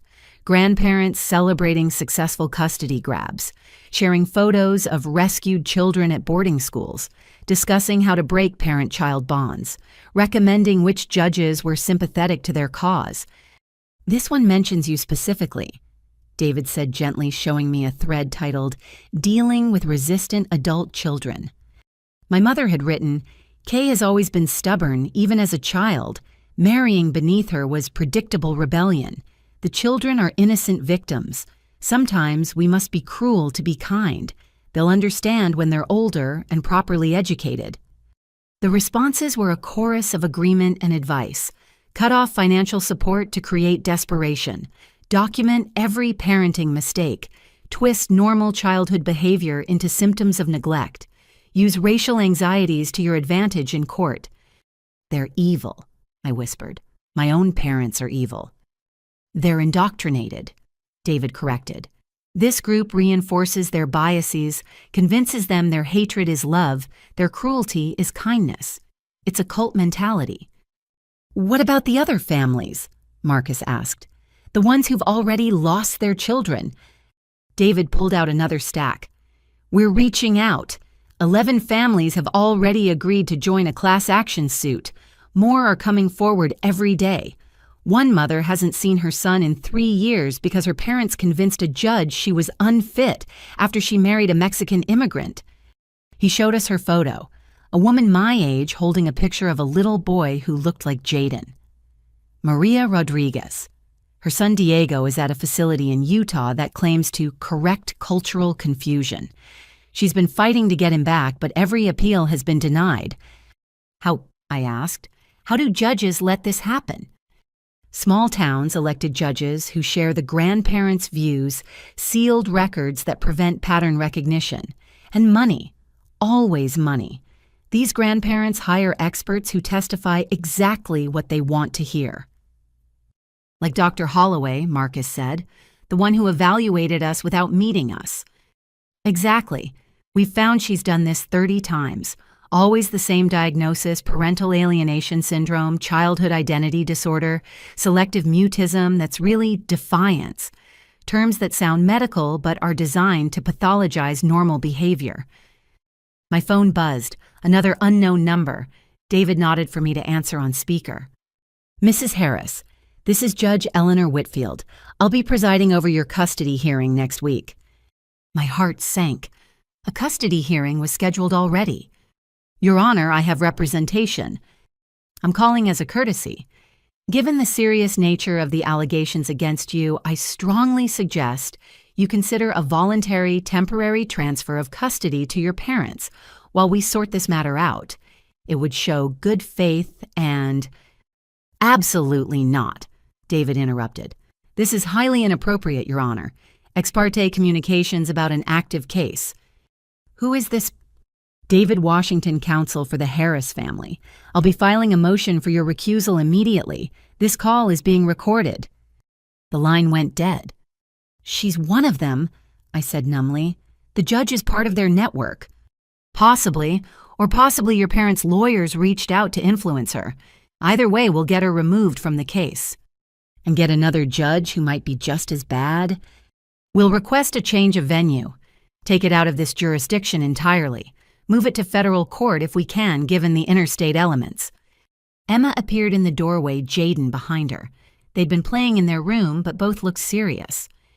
"Are the bad people trying to steal us again?" Emma asked. I wanted to lie to protect them from this ugliness, but they'd already seen too much. "Yes, baby, but we're fighting back and we're going to win." "I've been thinking," Emma said in her little professor voice. "If they take us, we'll run away. I know how to use the GPS on a phone, and Jaden memorized the bus routes. We'll find our way home." "That's very smart," Marcus said, his voice thick. "But you won't need to run away because you're not going anywhere." "Promise," Jaden asked. "Promise," we said together. But as I tucked them in that night, I wondered if it was a promise we could keep. The system my parents were exploiting was vast, well-funded, and deeply entrenched. They had judges, doctors, lawyers, and an entire network of bitter grandparents convinced they were saving children by destroying families. After the kids were asleep, I found myself in Emma's room staring at her drawings on the wall. One showed our family as stick figures holding hands, all different shades of brown, with hearts floating above our heads. Another showed her and Jaden as superheroes, protecting love from meanies. "We could run," Marcus said from the doorway. "Pack up tonight, disappear. Start over somewhere they can't find us." "Is that what you want?" "I want our children safe. If that means becoming fugitives, no." The word came out stronger than I expected. We don't run. We don't let them turn us into criminals. We stand and fight not just for our kids, but for all the families they've destroyed. He nodded slowly. "Then we'd better win." That night I couldn't sleep again. I kept reading the forum posts, seeing the casual cruelty disguised as concern. Grandparents discussing how to break their grandchildren's spirits, how to erase their identities, how to punish parents for the crime of creating families that didn't look like Christmas cards from 1952. One post haunted me. "The hardest part is the beginning. They cry for their parents constantly, but Dorothy says after 6 weeks of no contact, they start to forget. After 6 months, they accept their new reality. After a year, it's like their old life never existed." The response, "Worth it to save them. Temporary tears for a lifetime of proper values." These weren't misguided elderly people. These were predators who'd found a legal way to hunt, and my parents were paying to join their pack.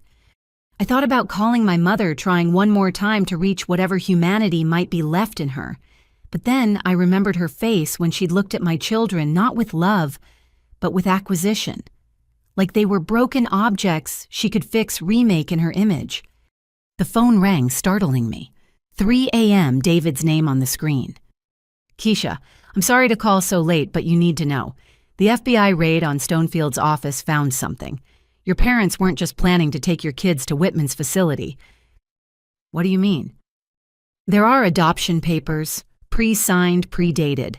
Your parents were planning to adopt Emma and Jaden after terminating your parental rights." That's not possible. We're alive. We're their parents."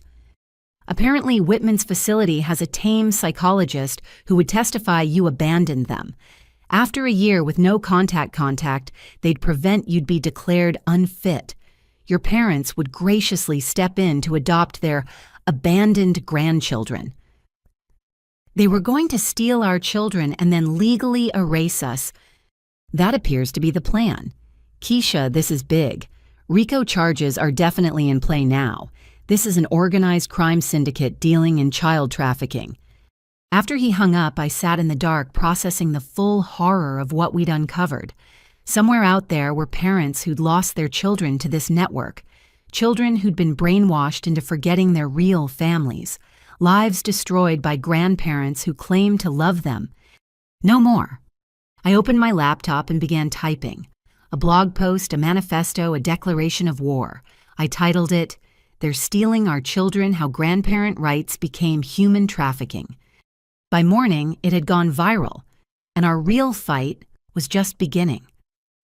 The blog post changed everything. Within 24 hours, "They're Stealing Our Children" had been shared over 100,000 times. My inbox flooded with messages from parents who'd lost custody battles, children who'd survived therapeutic facilities, and lawyers offering help. Major news outlets picked up the story. Anderson Cooper's team called wanting an exclusive interview. "We need to be strategic," David advised during an emergency meeting at our house. "This media attention is powerful, but your parents will use it against you." He was right. That afternoon, my mother appeared on a conservative talk show, perfectly coiffed and radiating wounded dignity. "I'm heartbroken," she told the host. "We tried to help our daughter's troubled family, and now we're being persecuted. These accusations of trafficking and conspiracy, It's madness. We're simply grandparents who want what's best for our grandchildren." The host, clearly sympathetic, nodded gravely. "Tell us about your concerns for Emma and Jaden."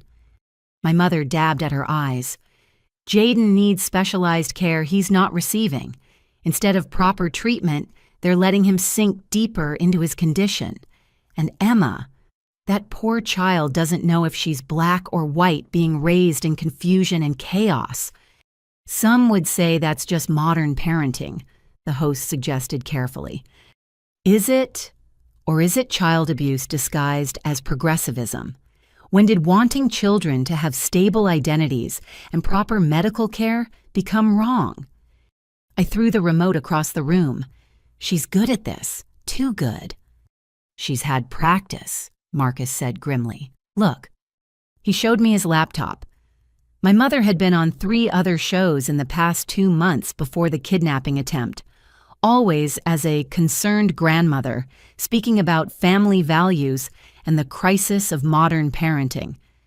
She was building her public persona, I realized, creating a narrative before they made their move. David nodded. "They've been playing a long game, but so are we now. I've been in touch with the other families from Stonefield's files. We're organizing."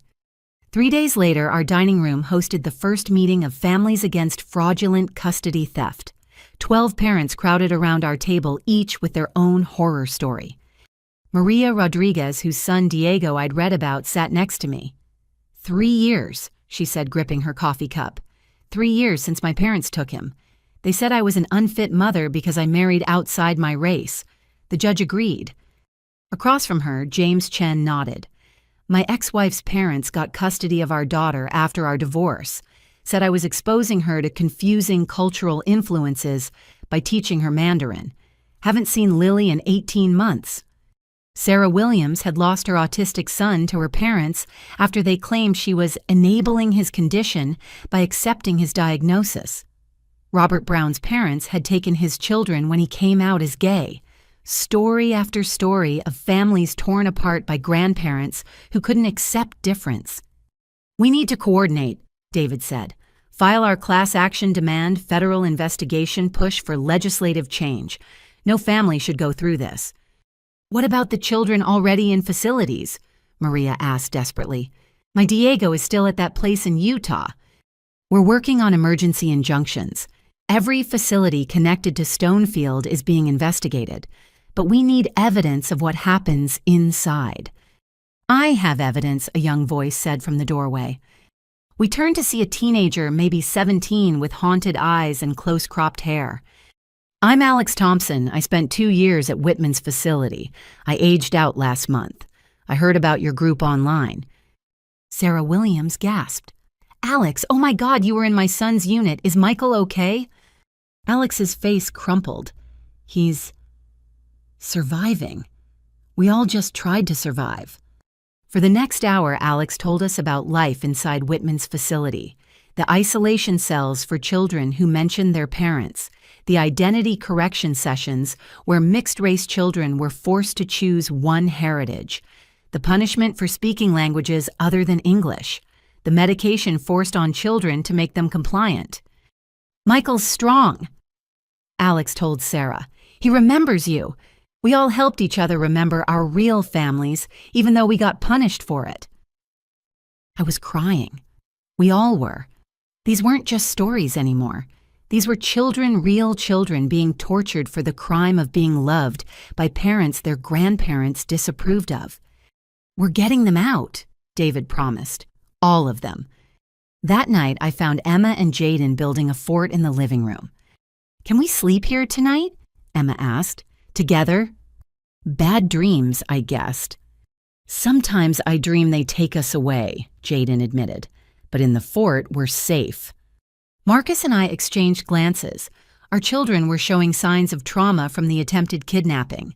They needed normalcy, but how could we provide that when we were in the middle of a war? "How about we all camp out here tonight?" Marcus suggested. "Family fort." As we settled into the blanket fort, Emma asked, "Why do Grandma and Grandpa hate us?" "They don't hate you," I said carefully. "They're confused about what love means."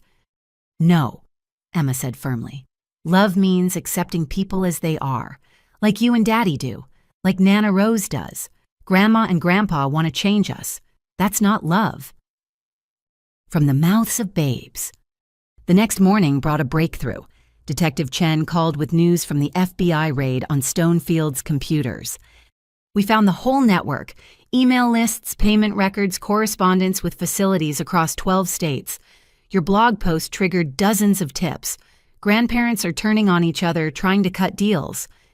My parents, still maintaining innocence, but their financial records show payments to multiple facilities, consultants, even a judge. Which judge? Eleanor Whitfield, the one who called you. She's been taking bribes for favorable custody rulings for years. I felt a savage satisfaction. So she'll be arrested, already in custody, along with 14 others so far. This is huge, Keisha. You've exposed a massive criminal enterprise. But my parents remained free on bail and their lawyers were fighting back. They filed defamation suits claiming our blog post was libelous. They demanded supervised visitation, arguing that keeping grandchildren from grandparents was abuse. They even tried to get a restraining order against us, claiming we were harassing them. It's desperation, David assured us. They're throwing everything at the wall to see what sticks. Then came the interview request that changed our strategy. 60 Minutes wanted to do a segment on grandparent custody fraud featuring our story and others from our support group. After much debate, we agreed. The filming took place in our home with Emma and Jaden playing in the background while we told our story. The interviewer was thorough but compassionate, letting us explain not just what happened, but why it mattered. This isn't just about our family, I told the camera. It's about every family that doesn't fit someone else's narrow definition of normal. It's about children being stolen and tortured because their grandparents can't accept that love comes in all colors, all configurations, all forms. Marcus added, "We're fighting not just for our kids, but for the principle that parents have the right to raise their children without interference from people who think money and prejudice trump love and acceptance." The interviewer also spoke with Maria James Sarah and others from our group, but the most powerful moment came when they interviewed Alex Thompson at the facility where they'd been held. "This place stole 2 years of my life," Alex said, standing outside the gates of Whitman's school. "They tried to convince me I was sick for being who I am. They drugged me, isolated me, punished me for remembering my real parents. This isn't therapy, it's torture. And it's happening to dozens of kids right now." The interview wouldn't air for weeks, but word got out that it was coming. Suddenly, politicians were interested. Senators called for hearings. Child welfare advocates demanded reform. The story had grown beyond our individual fight into a movement. But movements take time, and we still had a custody hearing looming. Despite everything, the criminal charges, the exposed network, the public outrage family court operated on its own timeline with its own rules. "Your parents' criminal case is separate from the custody issue," David explained. "Family court only cares about the best interests of the children. We need to prove that's with you, not them." How is that even a question? They tried to kidnap our children. They're arguing it was a misunderstanding, that they had verbal permission, that you're now alienating the children from loving grandparents. I know it's insane, but we have to take it seriously. So we prepared. Psychological evaluations for the whole family. Character witnesses lined up. Teachers, doctors, therapists, neighbors, all ready to testify that we were good parents and our children were thriving. Emma and Jaden would have to meet with a guardian ad litem, a court-appointed advocate, who would make recommendations about their best interests. The thought of strangers evaluating our children made me sick, but we had no choice. "Just be yourselves," I told them the morning of the meeting. "Tell the truth. That's all we need." "The truth is we want to stay with you and Daddy," Emma said simply, "forever and ever. And that's what's going to happen." I promised, praying I was right. The war for our children had become a public battle, but the real fight would be in a courtroom where truth and lies would clash, where money and influence would test the strength of love and justice. We'd exposed the network, started a movement, given hope to other families. Now we had to win our own battle. For Emma, for Jaden, for every child who deserved to be loved exactly as they were. The custody hearing was in 1 week. 1 week to save our family. Game on. The guardian ad litem's name was Patricia Gonzalez, and she arrived at our house on a Tuesday morning with kind eyes and a worn leather briefcase. Unlike the CPS worker who'd come before, she radiated warmth and genuine concern. "I want you to know," she said, settling into our living room, "I've been doing this for 20 years. I've seen real abuse and real love. I know the difference." Emma and Jaden sat between Marcus and me, Emma holding her brother's hand protectively. They dressed themselves carefully that morning, Emma in her favorite purple dress, Jaden in the dinosaur shirt that made him feel brave. "Can I talk to each child separately first?" Patricia asked. "Then we'll all chat together." I wanted to say no to keep my babies within arm's reach, but David had coached us on this. Cooperation was crucial, so Emma went first, leading Patricia to the dining room with the confidence of a child who knew she was loved. Through the French doors, I could see them talking. Emma's hands moved animatedly as she spoke, occasionally pointing to family photos on the wall. At one point, she pulled out her tablet to show Patricia something that made the woman smile broadly. "She's showing off her science presentations," Jaden informed us. "She made one about our family tree that has everybody in it, even Daddy's foster families." My heart swelled. Of course Emma had made our complicated family into a science project. That was so perfectly her. When it was Jaden's turn, he brought his collection of fox figurines. Patricia sat on the floor with him, letting him explain each one in detail. I watched him relax as he talked about his special interest, his hands steadying as he arranged the foxes in precise patterns. "You know what I love about foxes?" I heard him say. "They're all different colors, but they're all still foxes. Like people. We're all different, but we're all still family." Marcus squeezed my hand. Our 6-year-old had just explained diversity better than most adults could. After individual conversations, Patricia gathered us all together. "I'd like to see your normal routine. Don't perform for me, just be yourselves." So we did. Marcus helped with homework while I started dinner. Emma practiced piano while Jaden built elaborate Lego structures. We ate together, talking about our days, laughing at Jaden's fox facts, planning for Emma's upcoming school play. "This is nice," Patricia said as we cleared the table together.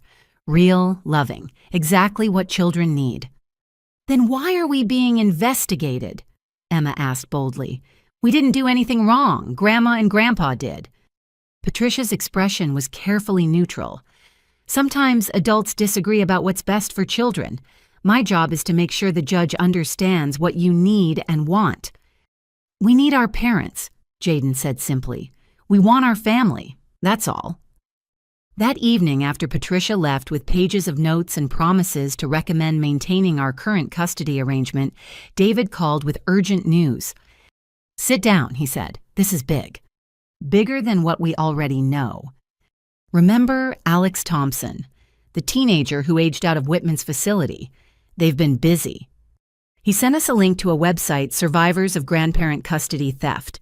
Alex had created a platform for children who'd been through the facilities to share their stories. In 3 days, over 200 testimonials had been posted. I read through them, each one more heartbreaking than the last. They told me my mom didn't want me anymore because I was too Mexican. I found out later she'd been fighting to get me back for 5 years. I was punished every time I mentioned being proud of my Black heritage. They said I was choosing wrong. My grandparents said my dad's homosexuality was contagious. I spent 3 years in conversion therapy. I was 9 when it started. They made me take pills that made me forget things. I can't remember my little sister's face anymore. But there was hope too. Stories of resistance, of secret networks within facilities where children helped each other remember their families. Stories of aging out and finding their parents again. Stories of healing and rebuilding. "The FBI wants to interview all of them," David continued. This is evidence of systematic child abuse across state lines. We're talking federal prosecution for everyone involved. What about current children in facilities? Marcus asked. Are they getting them out? Emergency injunctions filed in 6 states. Facilities are being raided as we speak. Parents are being notified. It's happening, Marcus. The whole network is crumbling. I wanted to celebrate, but all I could think about were the children still trapped, still being told their families were wrong, still being medicated into forgetting love. The next morning brought another surprise. A package arrived with familiar handwriting. My Aunt Linda, my mother's sister, who'd been silent through all of this. Inside was a letter and a flash drive. Keisha. The letter began, I should have spoken up sooner. I've watched my sister descend into this madness for years, but I was too cowardly to intervene. No more. This drive contains recordings from family gatherings where Barbara discussed her plans. I thought she was just venting. I was wrong. Use this to protect your children. They deserve better than what our family has become. The recordings were damning. My mother at Christmas dinner calmly discussing how she'd fix my children once she had custody. My father calculating how much it would cost to properly educate them out of their confusion. Other relatives chiming in with suggestions and support. One recording stood out, a conversation between my mother and Dorothy Whitman from Thanksgiving. The mixed-race ones are easiest to reprogram, Whitman's voice said. They're already confused about identity. We just guide them toward the correct choice. And Jaden's autism. Behavioral modification works wonders. 6 months of intensive therapy, and he'll learn to suppress those tendencies. Act normal even if he isn't. Whatever it takes, my mother replied. I won't have defective grandchildren. I had to pause the recording to cry. Defective. She'd called my perfect, brilliant, loving son defective. We're adding this to evidence, David said when I called him. Your aunt's willing to testify. The letter says she'll do whatever's necessary to make things right. That afternoon, while the kids were at school, Marcus and I met with the federal prosecutor assigned to the grandparent trafficking case. Janet Morrison was a force of nature in a power suit with eyes that had seen too much but still burned with righteous fury. Your blog post started an avalanche, she told us. We've identified over 300 families affected by this network, millions of dollars exchanged, children transported across state lines, facilities operating without proper licenses, judges taking bribes. This is one of the largest child trafficking cases we've ever prosecuted. When you say trafficking, I couldn't finish the sentence. That's what it is. Children being sold from their parents to their grandparents with lawyers and facilities profiting. It's trafficking, and we're going to prosecute it as such. What about our parents specifically? They're looking at federal charges for conspiracy to commit kidnapping, wire fraud, and trafficking. Combined with state charges, they could face decades in prison. Decades. My parents, who'd spent their lives maintaining perfect reputations, could die in prison. I waited to feel sympathy. It didn't come. Good, Marcus said firmly. They deserve every day of it. That evening, the news broke wide open.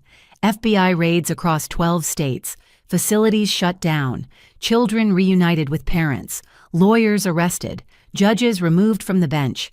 The grandparent trafficking network was collapsing in real time, and every news channel led with the story. Our phone rang constantly, reporters, supporters, other families. Emma and Jaden watched the chaos with wide eyes. Are we famous? Emma asked. Our story is famous, I corrected, because it's helping other families. Like superheroes, Jaden decided. We're helping save kids from bad guys. Yeah, Marcus agreed, ruffling his hair. Exactly like superheroes. But we still had our own battle to fight. The custody hearing was in 3 days, and despite everything, the criminal charges, the exposed network, the guardian ad litem's recommendation, we couldn't assume victory. Family court was notoriously unpredictable, and my parents' lawyers were paid to create doubt. They'll argue the criminal charges are unproven, David warned, that mistakes were made, but grandparents still deserve access. that children need extended family. Be prepared for anything. I was prepared for legal arguments. I wasn't prepared for my mother to show up at Emma's school. The call came during lunch. Emma's principal, her voice tight with concern. "Mrs. Harris, we have a situation. Your mother is here claiming she has permission to pick up Emma." "She absolutely does not. Do not let Emma anywhere near her." "We haven't. Emma actually alerted us herself. She saw her grandmother through the office window and immediately told her teacher she felt unsafe. We've called the police." My brilliant, brave daughter. Even at 8, she knew to protect herself. By the time I arrived, the police were escorting my mother away. She saw me and her mask finally completely shattered. "You've ruined everything," she screamed. "Those children could have had perfect lives. I could have fixed them, made them normal, given them advantages you never could. You've destroyed their futures for your selfish, liberal delusions." "The only thing destroyed is your ability to hurt them," I replied calmly, "and that's the best gift I could ever give my children." As the police car drove away, Emma ran to me, burying her face in my stomach. "She said she was taking me to lunch," Emma whispered. "But I knew she was lying. She was going to steal me, wasn't she?" "She was going to try, but you're too smart, too strong, and too loved for that to ever happen." That night, our lawyer called with expected news. My mother's bail had been revoked for attempting to violate the restraining order. She'd spend the custody hearing in jail. "One down," Marcus said grimly. But my father remained free, and he had one more card to play. 2 days before the hearing, every major newspaper received a press release. Robert Madison was establishing a Family Values Foundation with a $10 million endowment to protect traditional family structures and children's welfare. The message was clear. He had resources we couldn't match. He could fund this fight forever. "Money can't buy love," I told Marcus as we read the announcement. "It can't buy truth, and it can't buy our children." "No," he agreed, "but it can buy a lot of lawyers and expert witnesses." "Then we'd better make sure love speaks louder than money."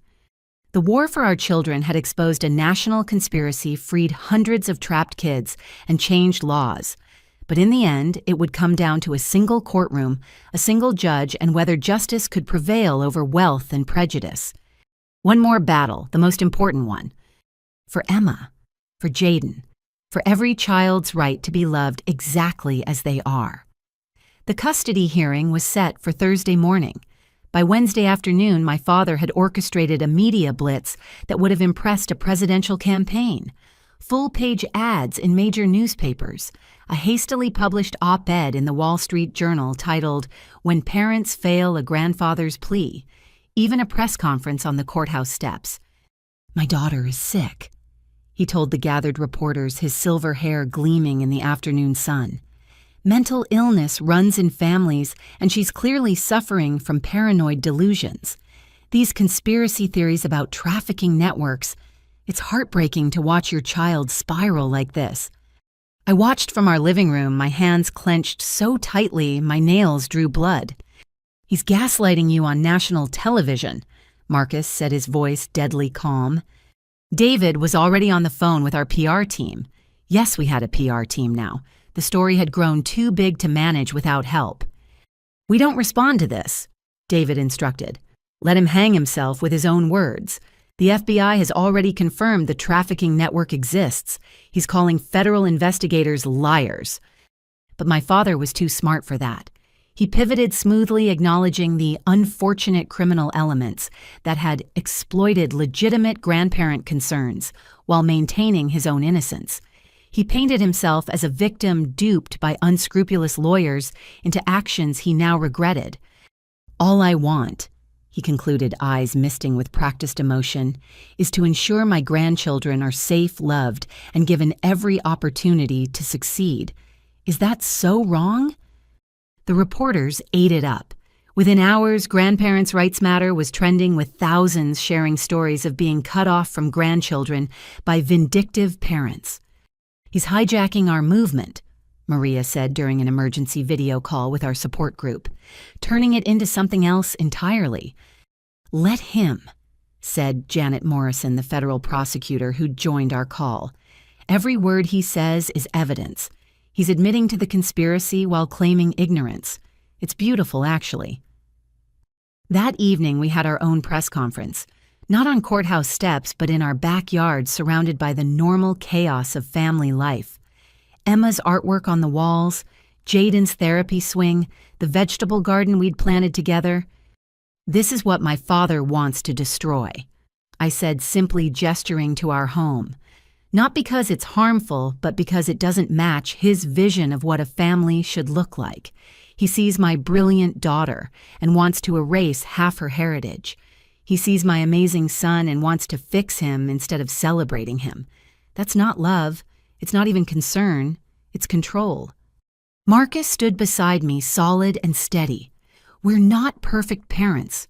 No one is. But we love our children unconditionally. We accept them completely. We fight for their right to be themselves. That's what family means to us. Then we did something my father hadn't expected. We brought out other families from our support group. Maria spoke about her son, Diego, finally home after 3 years, but struggling to readjust. James shared photos of his daughter Lily still in therapy to process her time at a facility.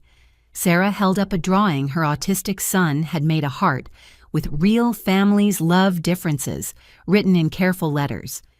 This isn't about one family, I concluded. It's about whether we as a society will allow children to be stolen and reprogrammed because they don't fit someone's narrow definition of normal. Tomorrow, a judge will decide our case. But whatever happens, we'll keep fighting for every family's right to love freely. The response was immediate and overwhelming. "Love Not Control" began trending, overtaking my father's hashtag within hours. Stories poured in from families who'd been judged, threatened, or torn apart by relatives who couldn't accept difference. But the real breakthrough came at 10 that night. David called, his voice electric with excitement. "Check your email now." The attachment was a video file, security footage from Stonefield's law office dated 2 months before the kidnapping attempt. It showed my parents in a conference room with Patricia Stonefield and 2 other lawyers. The audio was clear. "We need guaranteed results," my father was saying. "Full custody, permanent termination of parental rights, and sealed records." "That's ambitious," Stonefield replied, "but doable. It'll require judicial cooperation." "Whatever it costs." "I'm not talking about money, Mr. Madison, though that will be substantial. I'm talking about your willingness to do whatever's necessary, create evidence, testify to things that may not be strictly true, potentially traumatize your grandchildren in the short term for their long-term benefit." "Whatever it takes," my mother's voice chimed in. "Those children need to be saved from their parents' lifestyle choices, even if it means never seeing their parents again. Especially then, clean breaks heal fastest."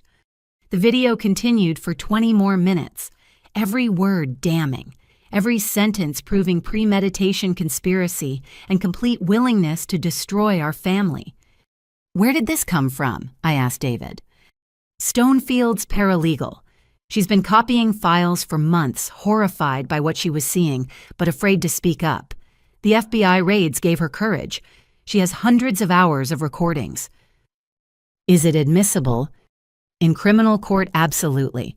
Family court is trickier, but Judge Harrison is known for considering all evidence that impacts child welfare. We're filing it tonight." I couldn't sit still. This video changed everything. It proved beyond doubt that my parents had planned every detail that they'd known, exactly what they were doing, that they'd been willing to traumatize Emma and Jaden to get what they wanted. "We've got them," Marcus said, watching the video for the 3rd time. "They can't explain this away." But I knew my father. He'd been playing chess while others played checkers his entire life. He'd have a counter move. It came at midnight. My phone rang with a number I didn't recognize. Against my better judgment, I answered. "Keisha." My father's voice, but different. Older, tired. "We need to talk." "We have nothing to say to each other." "I'm at the Marriott downtown. Suite 1247, 1 hour, come alone." Are you insane? There's a restraining order. You'll be arrested. 1 hour, or tomorrow I'll present evidence that will destroy your husband's career and reputation. Your choice. The line went dead. Absolutely not, Marcus said when I told him. It's a trap. What evidence could he have against you? Marcus's jaw tightened. Nothing, because I've done nothing wrong. But I saw the flicker of worry in his eyes. My father had resources connections and a vindictive streak.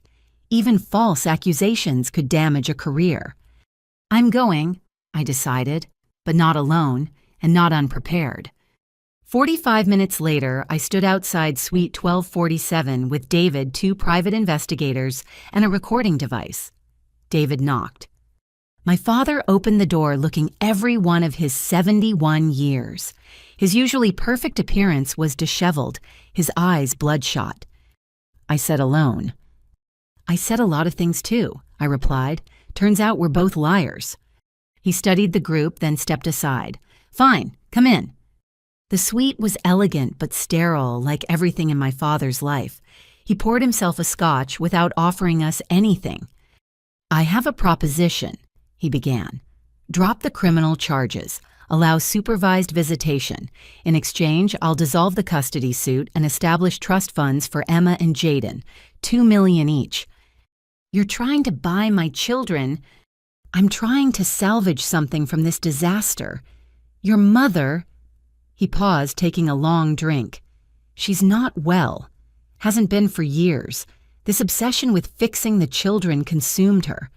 I went along because I always go along. 50 years of marriage creates patterns. You're blaming Mom. You were on that video planning everything. I was trying to manage her obsession, channel it into something legal. I never wanted it to go this far. David stepped forward. Mr. Madison, this conversation is being recorded. Are you admitting to the conspiracy? My father laughed bitterly. Why not? My reputation is destroyed. My wife is in jail. My business partners have abandoned me.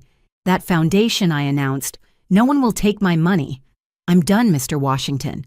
I just want to minimize the damage. The damage to your grandchildren or to yourself. He looked at me then, and for a moment I saw something almost human in his eyes.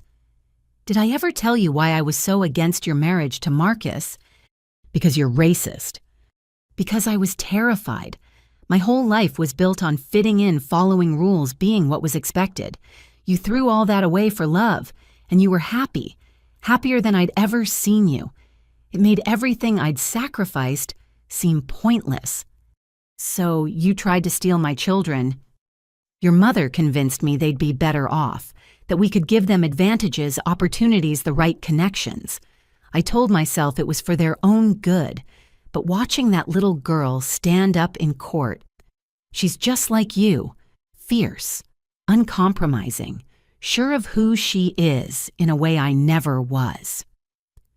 She's 8 years old and she's already braver than you've ever been. I know. He finished his scotch. The offer stands. Financial security for the children in exchange for this ending quietly. No deal, I said firmly. You're going to prison. Mom's going to prison.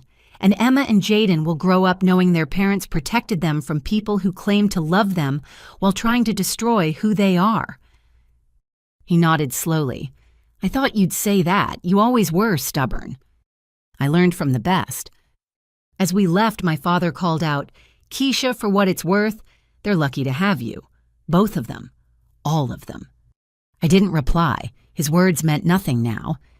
Back in the car, David was ecstatic. He admitted everything on tape. This is huge. But I felt empty. The man in that hotel room wasn't the titan of industry I'd grown up fearing and trying to please. He was just a hollow shell who'd chosen conformity over love his entire life and was only now realizing the cost. He never had evidence against me, Marcus said quietly. He was bluffing. I know, but I needed to see him to understand. And do you... No, I don't think I'll ever understand how parents can choose prejudice over their own children.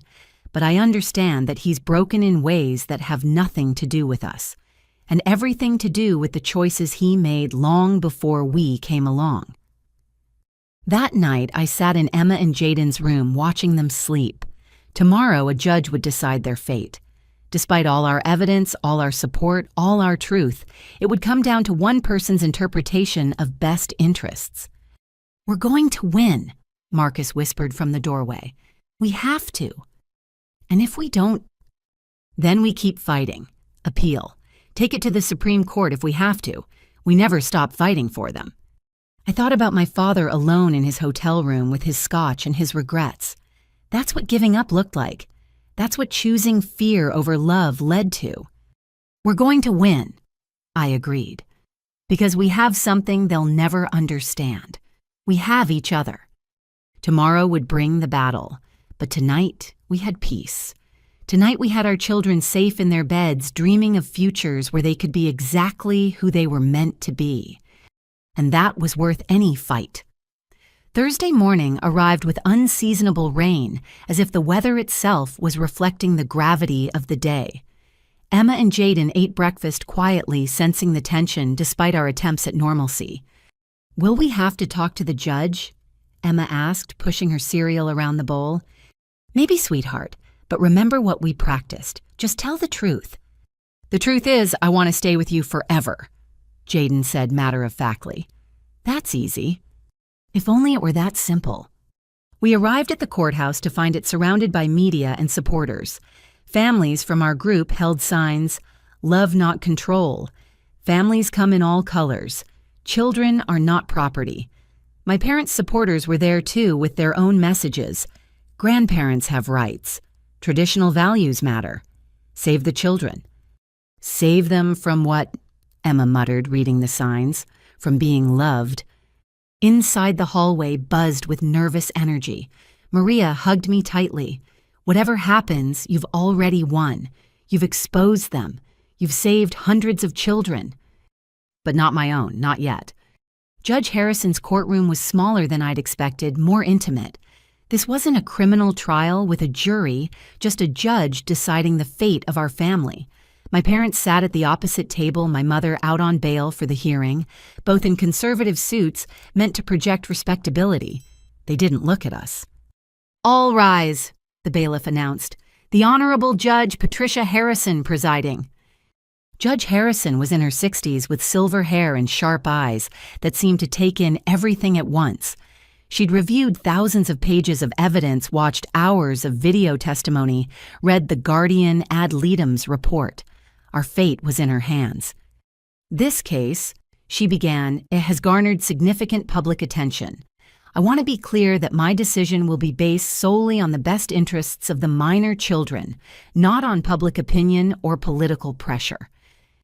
My parents' lead attorney, a polished man named Richard Blackstone, stood first. Despite everything, the arrests, the evidence, the exposed network, he painted a picture of concerned grandparents who'd made unfortunate choices out of love and desperation.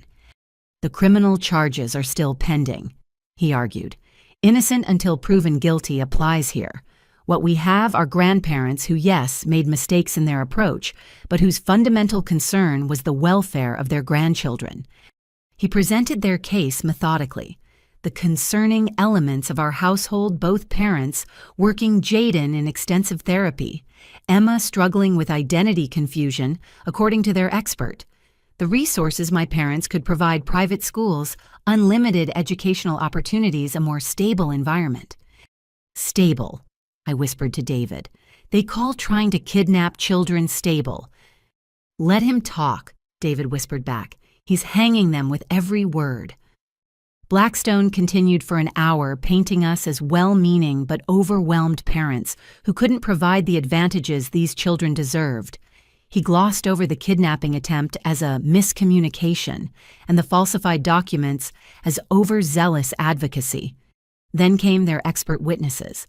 Dr. Patricia Holloway, the psychologist who'd evaluated us without meeting us, testified via video link.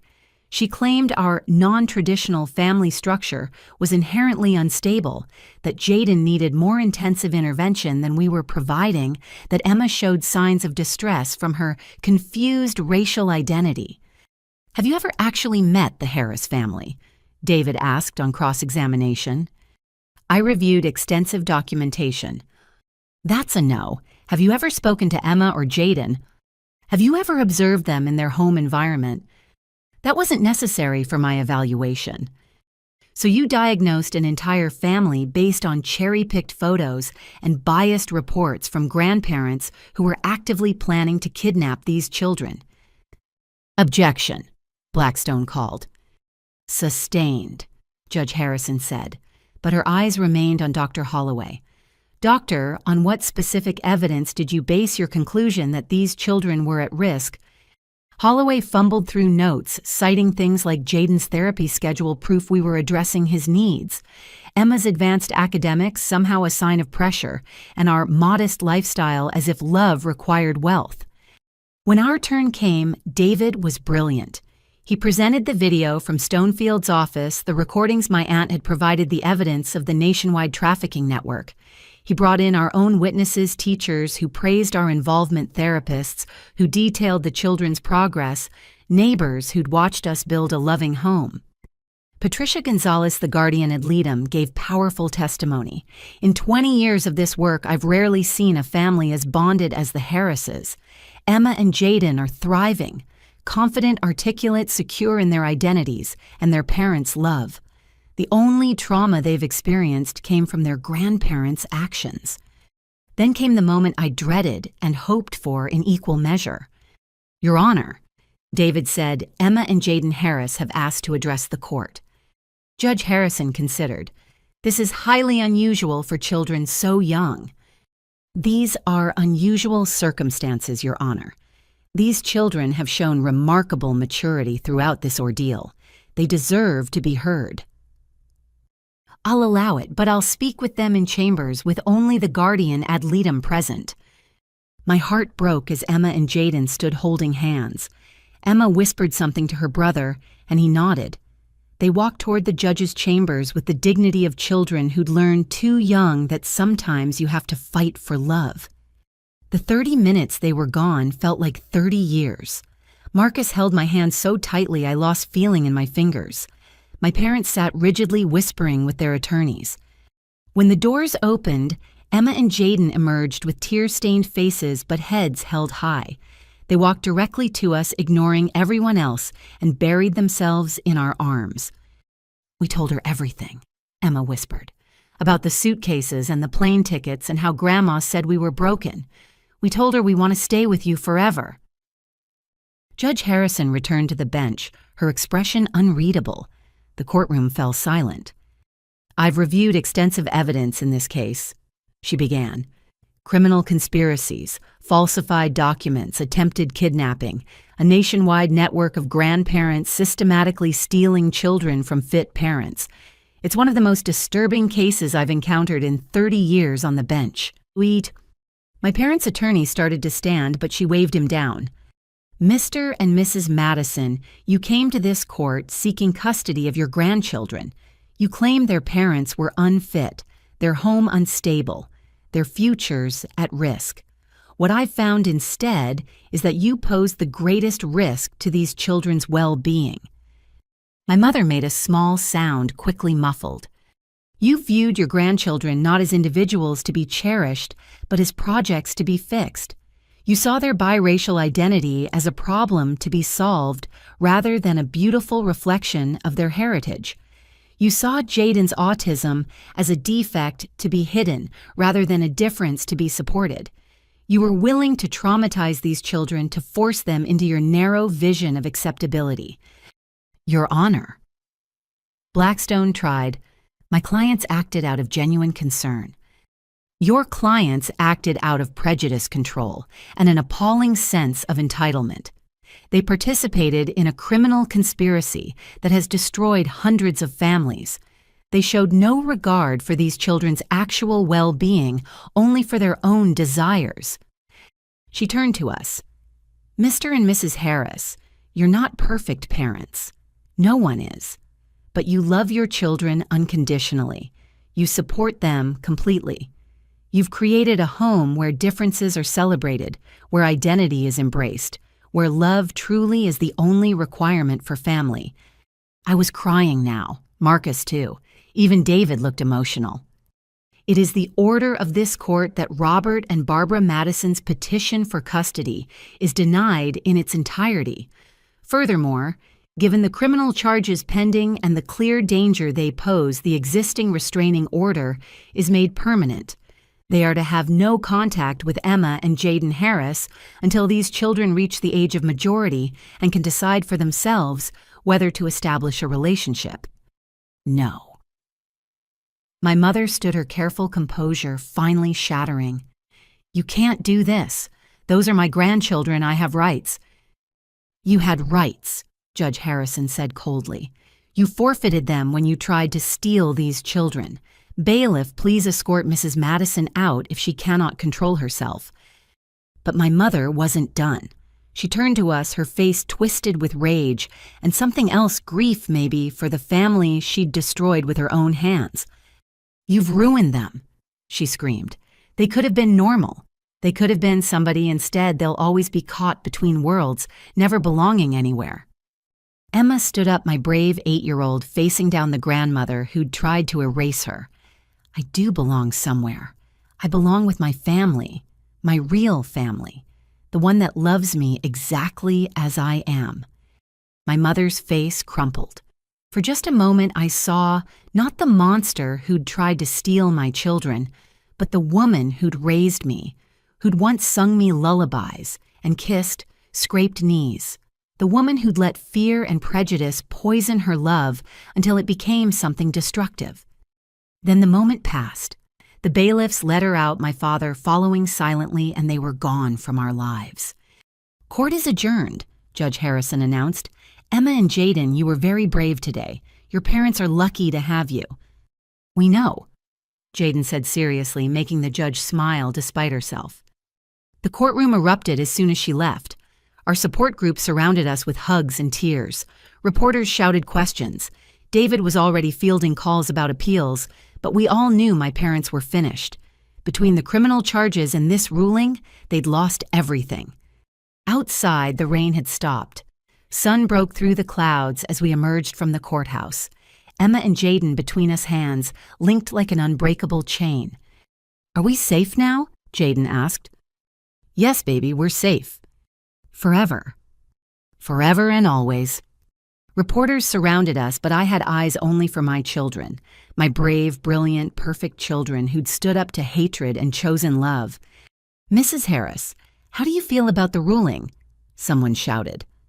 I looked at my family, Marcus stalwart and steady, Emma fierce and proud, Jaden unique and wonderful, and found my voice. I feel grateful. Grateful for a judge who saw the truth.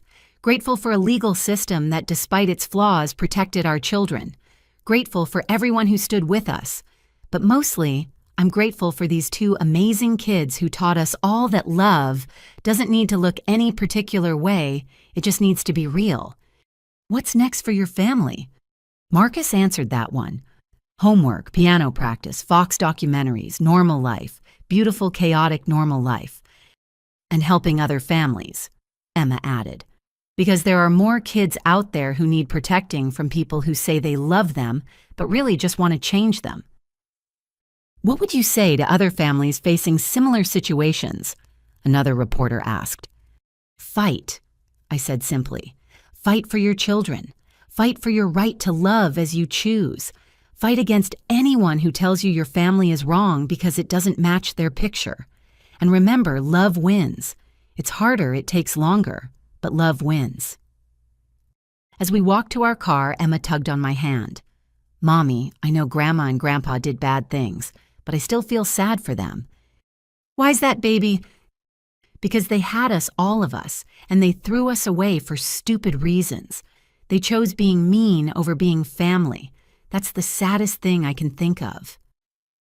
Out of the mouths of babes.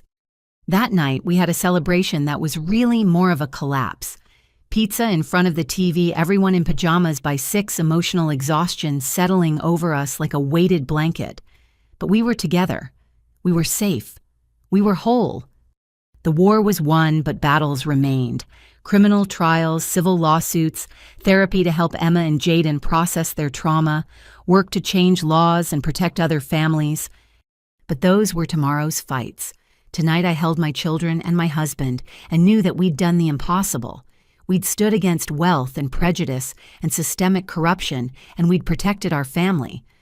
Love had won, just like I'd promised it would. The criminal trial began 6 months later, on a cold November morning. The federal courthouse in downtown had become as familiar to me as my own home over the months of preparation. Emma and Jaden were in school, protected from the media circus we knew awaited us, while Marcus and I sat behind the prosecution table. My parents entered in shackles. The sight should have brought satisfaction. Instead, I felt only emptiness. These people who'd given me life had chosen hate over love, and now they'd face the consequences. The United States versus Robert Madison, Barbara Madison, Patricia Stonefield, and 37 co-conspirators read like a movie title, but it represented hundreds of destroyed families. Janet Morrison, the federal prosecutor, had built an airtight case. The evidence was overwhelming: financial records showing payments for children, emails discussing acquisition strategies, contracts with facilities that promised to reprogram kids. But it was the testimony that truly damned them. One by one, parents took the stand. Maria Rodriguez went first, describing 3 years of fighting to get Diego back, while her parents told everyone she'd abandoned him. James Chen broke down, talking about his daughter Lily's nightmares after 18 months in a facility. Sarah Williams showed pictures of her son before and after, a bright, happy autistic child transformed into a shell of himself by therapeutic intervention. But it was the children's testimony that destroyed any sympathy the jury might have felt for the grandparents. Alex Thompson, now 18, described years of torture disguised as therapy. They told me my parents didn't want me because I was gay. They said if I could just be normal, maybe someone would love me again. I tried to kill myself 3 times in that place. Diego Rodriguez, finally home, but still healing, testified via closed-circuit TV. They made me choose between being Mexican and being white. Said I had to pick one. When I said I was both, they put me in isolation for a week. Lily Chen spoke barely above a whisper. They said speaking Chinese was why I was confused. They punished me every time I remembered words my dad taught me. Now I can't remember any of them. They stole my father's language from me. When it came time for the defense, my parents' attorneys tried everything. They claimed mental health issues, manipulation by Stonefield, genuine belief they were helping. They painted my parents as victims of a predatory lawyer who'd exploited their concerns. But then the prosecution played the video from Stonefield's office, my parents calmly discussing how to eliminate Marcus and me from the children's lives.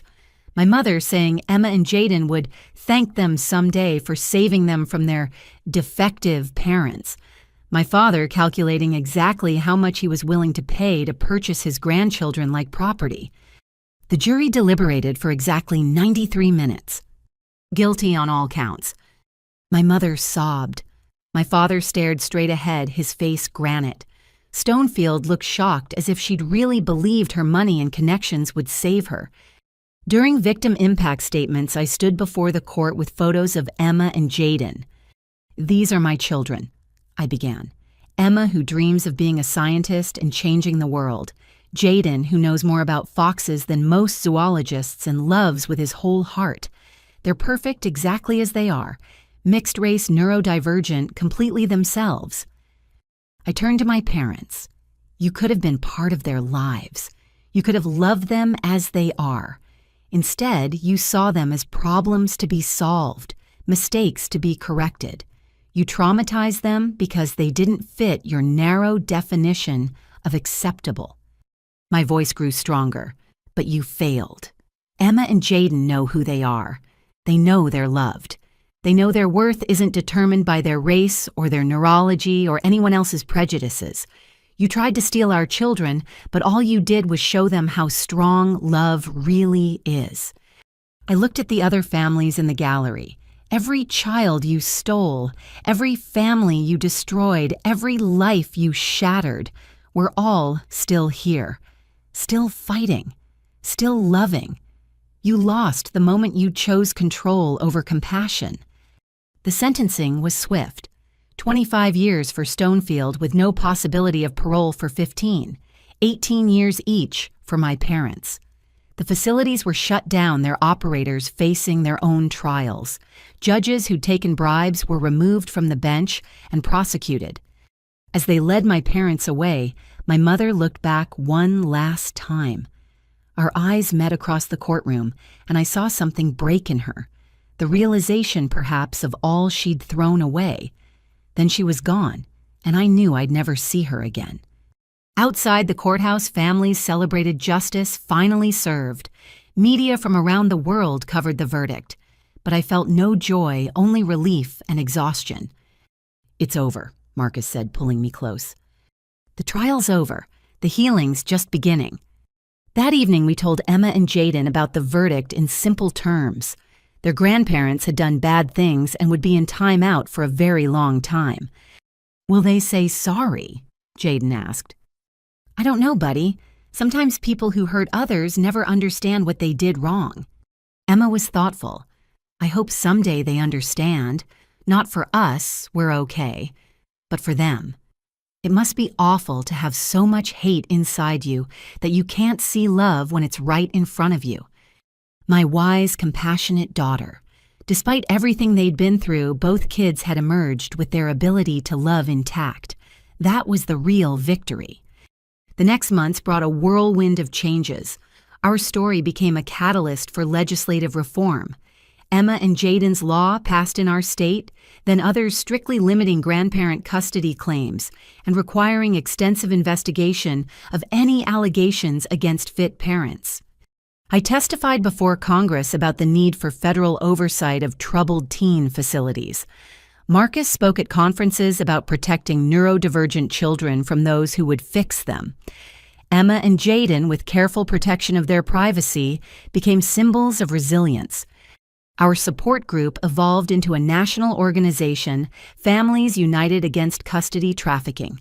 We provided legal resources, emotional support, and advocacy for families facing similar threats. The website Alex Thompson had created became a central hub for survivors to share their stories and find healing. 1 year after the verdict, we held our first national conference. 300 families attended, representing every configuration imaginable. Single parents, same-sex couples, interracial families, families with disabled children, all united by love and the determination to protect it.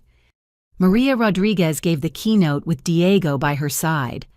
"They tried to steal our children because we didn't match their picture of family. But look around this room. This is what family looks like. Beautiful in its diversity, strong in its love, unbreakable in its bonds." During a break, a woman approached me hesitantly. She was young, maybe mid-20s, with eyes that had seen too much. "Mrs. Harris, I'm Jennifer Walsh. I was at Whitman's facility for 3 years. My grandparents sent me there when I was 13 because I had a black boyfriend." My heart broke for her. Another child stolen another life, derailed by hate. "I aged out 2 years ago," she continued. "I've been trying to find my parents, but my grandparents told everyone they abandoned me. Your story gave me hope. Do you think, could your organization help?" "Absolutely," I hugged her tightly. "We'll find them. You're not alone anymore." By the conference's end, we'd connected 12 adult children with parents they'd been told were dead or had abandoned them. Watching those reunions, the tears, the apologies, the desperate hugs reminded me why this fight mattered. But the sweetest moment came at our own home. Emma had won her school's science fair with a project on genetic diversity. Jaden had been selected for an advanced program that celebrated neurodivergent learners. We were having a small celebration when Emma asked to make a toast. "To our family," she said, raising her juice glass. We're all different colors, and our brains work different ways, and some people think that's wrong. But I think it's like my science project diversity makes us stronger. We survived because we're different, not despite it. To being different, Jaden agreed solemnly, and to parents who love different. To love winning, Marcus added, his eyes suspiciously bright. To love winning, I echoed, looking at my beautiful, imperfect, triumphant family. The war was over. We'd exposed the network, changed laws, saved hundreds of children. My parents would spend their remaining years in prison, finally stopped from hurting anyone else. The facilities were closed. The corrupt judges removed the trafficking pipeline, destroyed. But most importantly, Emma and Jaden were safe. They knew they were loved exactly as they were. They understood that family meant choosing love over fear, acceptance over control, diversity over conformity. We'd won. Not just the legal battle, but the war for our children's souls. They would grow up free to be themselves, proud of all their heritage, confident in their worth. The trauma would fade, though never fully disappear, but it would be replaced by the knowledge that love, real love, unconditional love, that celebrates instead of controls, always wins in the end. As I tucked them in that night, Jaden asked his nightly question, "Are we safe?" "Yes, baby, we're safe. Forever. Forever and always." And finally, blessedly, it was true. 2 years had passed since the verdict. 2 years of healing, of building, of watching our children grow into their strength. Emma was 10 now, all legs and determination, her science projects growing more ambitious with each passing month. Jaden, 8 and thriving, had become an advocate for autistic children in his school, teaching his classmates about neurodiversity, with the confidence of someone who'd learned his difference was a gift, not a flaw. The call came on a Tuesday afternoon while I was working from home. The number was blocked, but something made me answer. "Mrs. Harris." The voice was official, careful. "This is Warden Patricia Holmes from the Federal Correctional Institution. I'm calling about your mother, Barbara Madison." My stomach dropped. "Is she—" "She's alive, but she's very ill. Terminal cancer. The doctors give her perhaps 2 weeks. She's been asking to see you." I sat down heavily. 2 years of no contact, of moving forward, of building a life free from their poison. Now this. "I understand this is difficult," the warden continued. "You're under no obligation to come. But I wanted you to know in case you needed closure." After I hung up, I stared at the wall for a long time. My mother was dying. The woman who'd sung me lullabies and tried to steal my children. The woman who'd taught me to read and told me my husband was beneath us. The woman who'd loved me conditionally and damaged me profoundly. "You okay?" Marcus found me still sitting there an hour later. I told him about the call.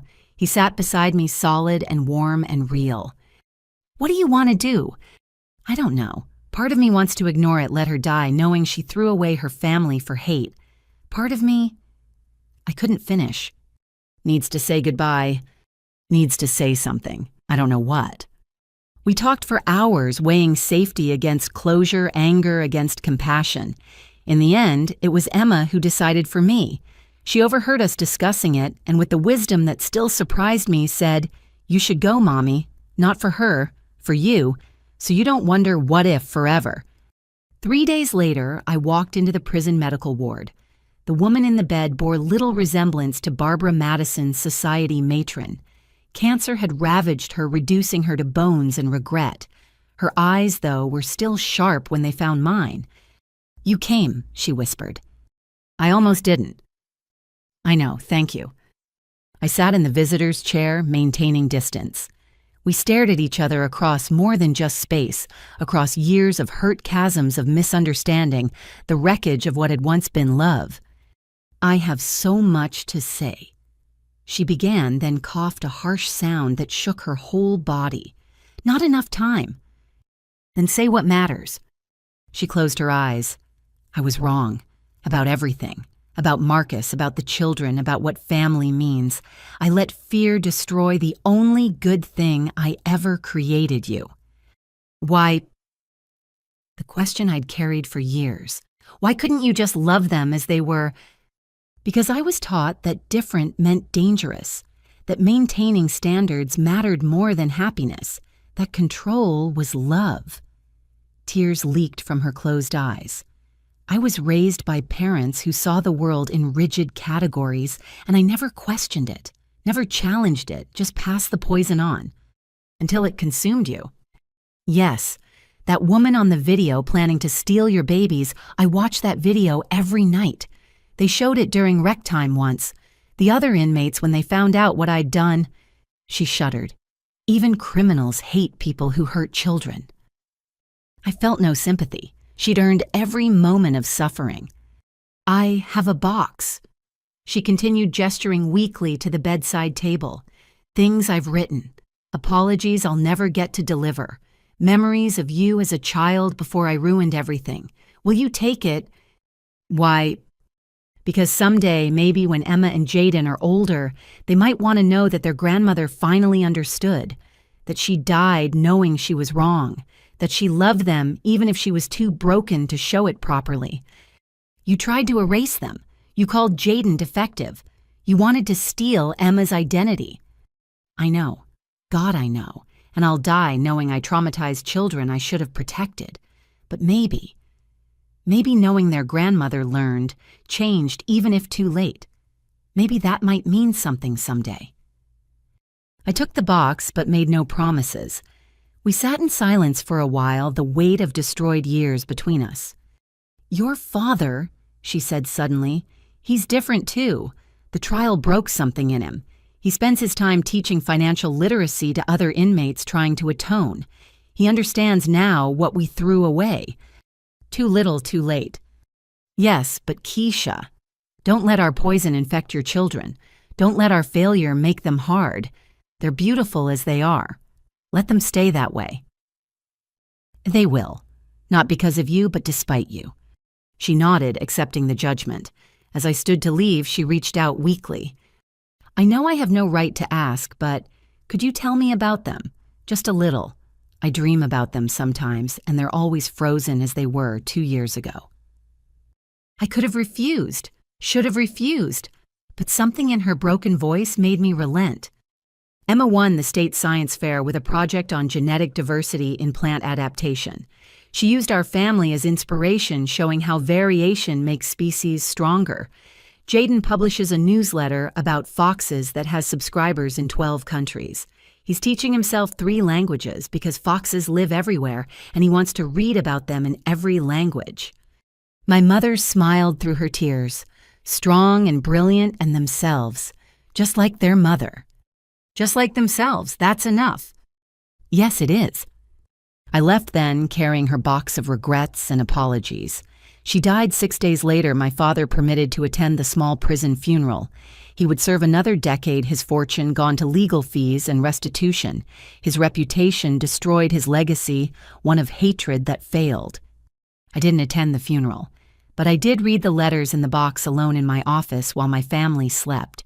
Pages and pages of remorse, of memories of a woman realizing too late that she'd chosen fear over love. One letter stood out, addressed to Emma and Jaden. My dear grandchildren, by the time you read this, if you ever do, I'll be gone. Good. The world is better without people who think love should have conditions. I spent my life believing lies about what mattered. I thought purity was more important than joy. I thought control was more important than connection. I thought my narrow world was the only right one. I was catastrophically wrong. You are perfect as you are. Mixed race isn't confusion, it's richness. Autism isn't defective, it's difference. Your parents aren't failures. They're heroes who protected you from people like me. I stole years we could have had together. I caused pain that can never be fully healed. I chose hate over love, and I'll die, knowing that was the worst choice I ever made. But you get to choose differently. You get to love freely, be yourselves, boldly change the world just by existing in it. Don't let anyone ever tell you you're wrong for being who you are. You're not wrong. I was. I'm sorry. It's not enough, but it's all I have left to give. The grandmother who finally learned to see. I burned the letter. Maybe someday I'd tell them their grandmother had found remorse at the end. Maybe not. They deserved to decide for themselves what her memory meant to them. The next morning, I found Emma and Jaden building an elaborate fort in the living room, their safe space, when the world felt uncertain. "Mom's been sad," I heard Jaden tell his sister. "We should do something nice for her." "Like what?" "Tell her we love her exactly as she is." "That's perfect," Emma agreed, "because she does the same for us."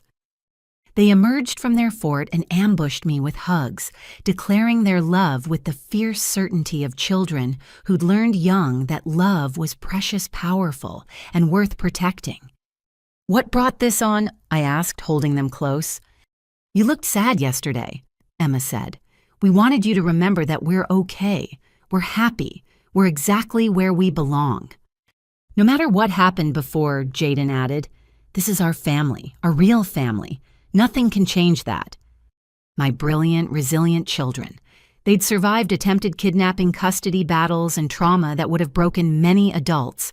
Yet here they were, offering comfort, choosing love, being exactly themselves. "You know what?" I said, pulling them closer. "You're absolutely right. This is our family.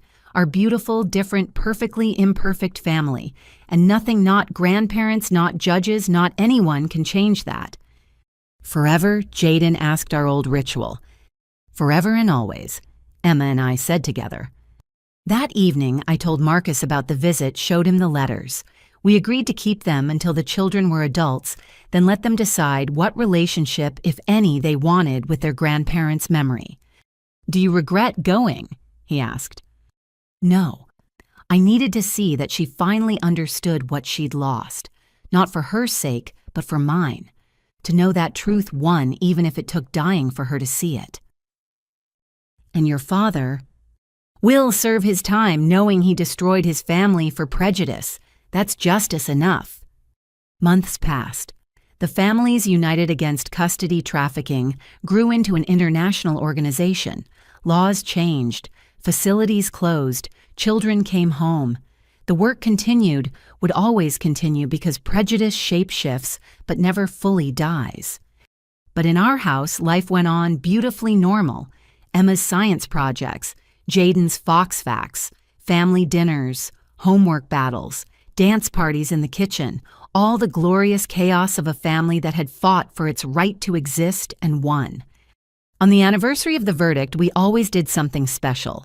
This year, Emma suggested we visit other families from our support group, a reunion of sorts.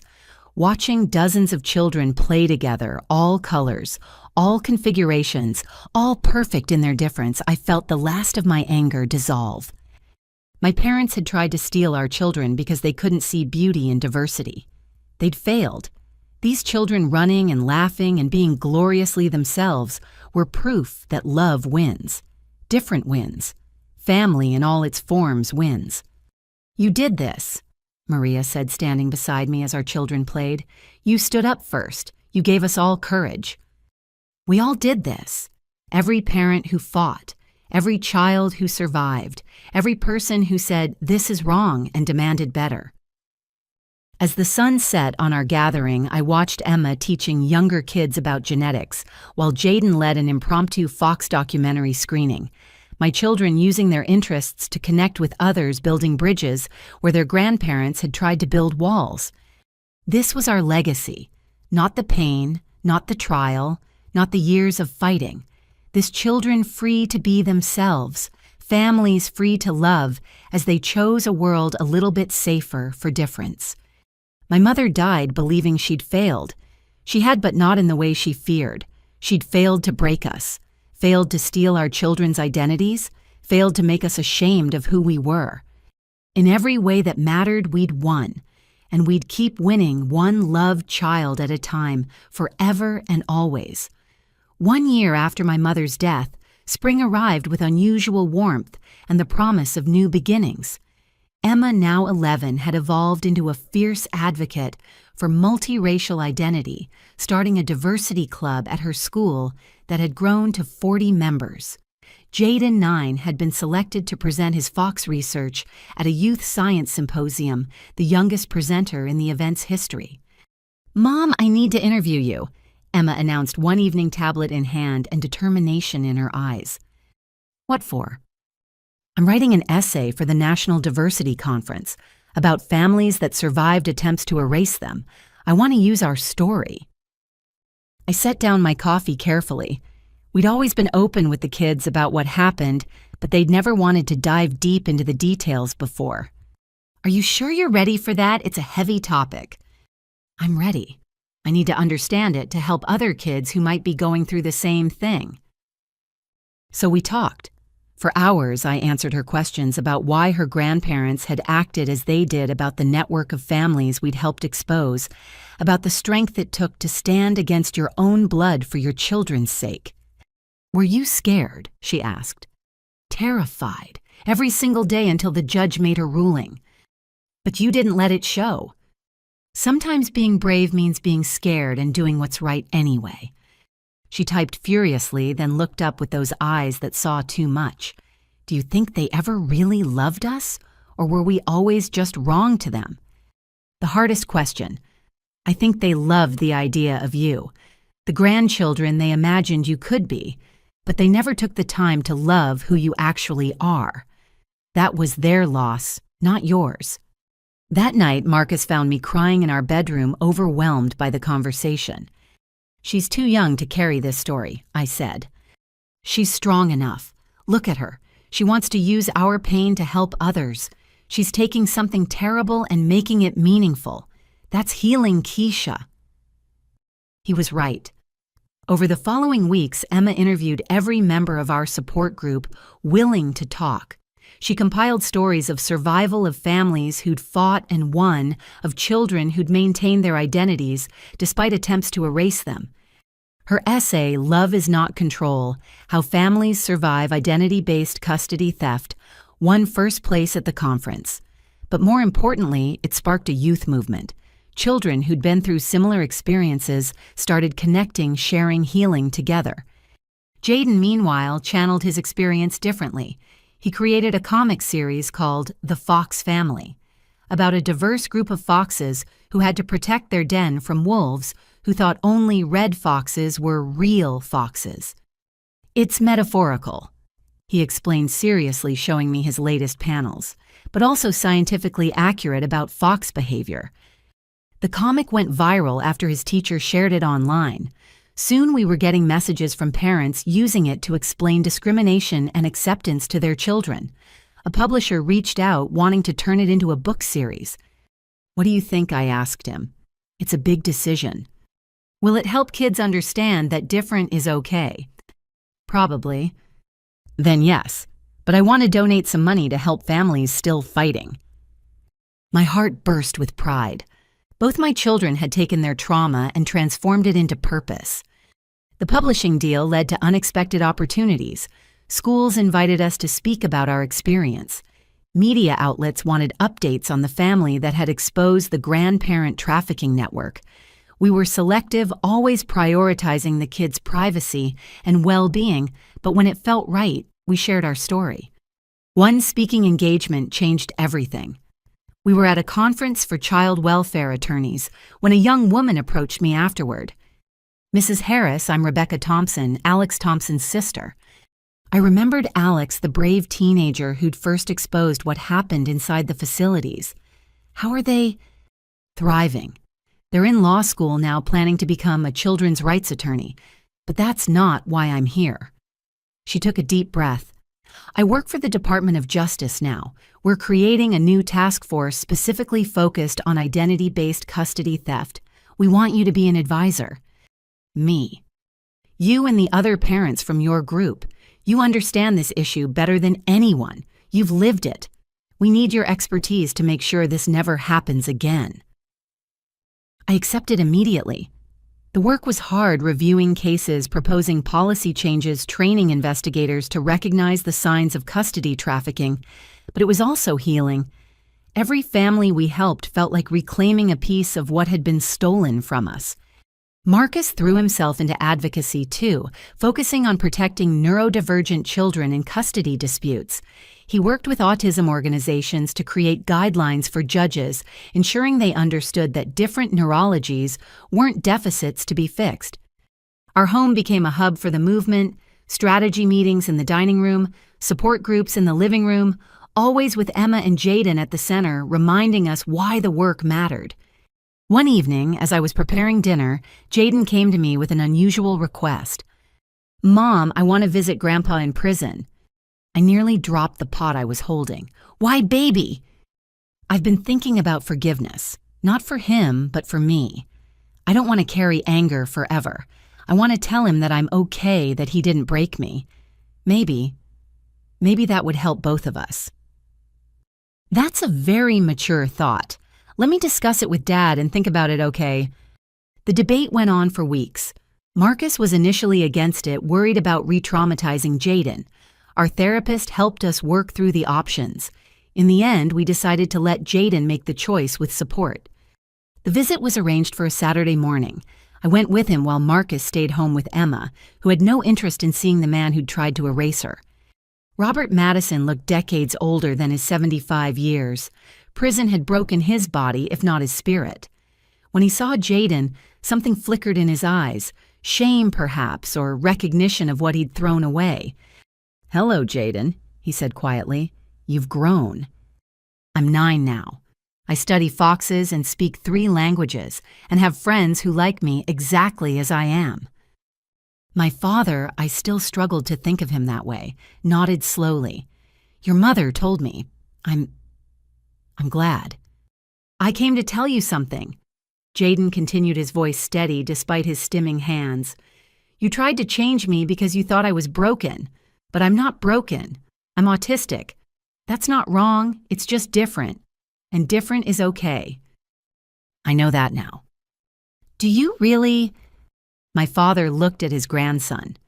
Really looked at him, and I saw the moment he truly understood what he'd almost destroyed. "Yes.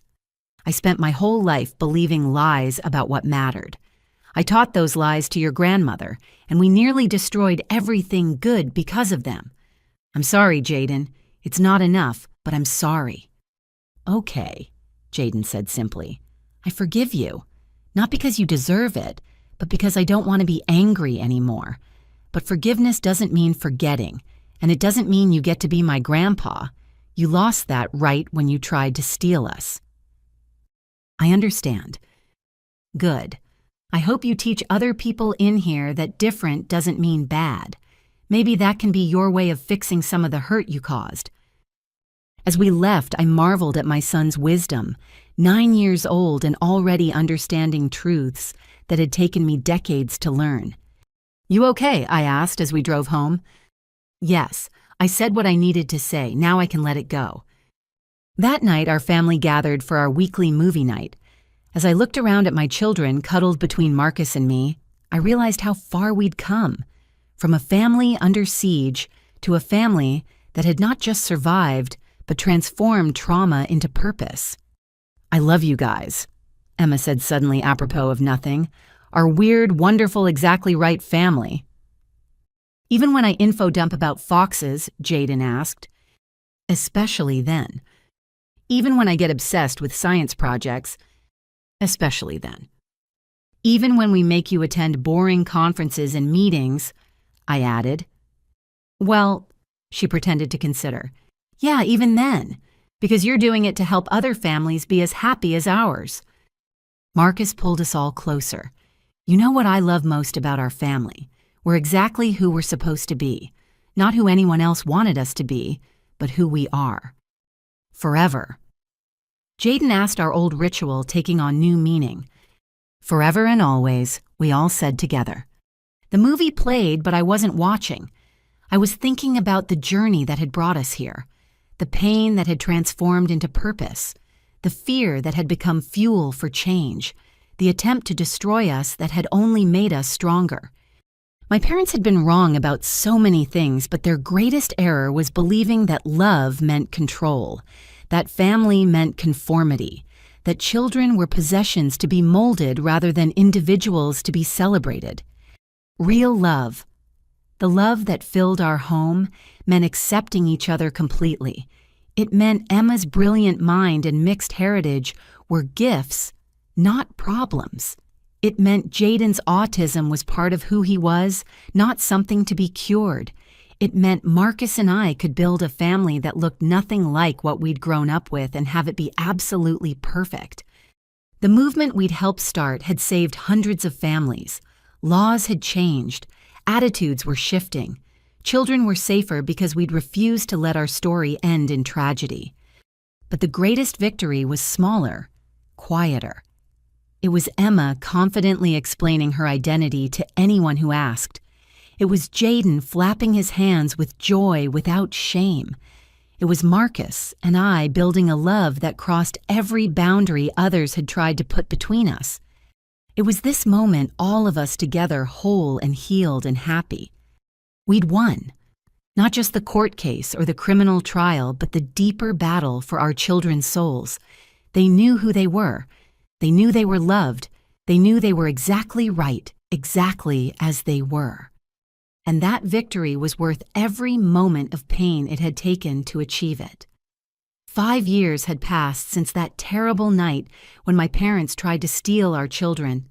5 years of healing, growing, and transforming our pain into purpose.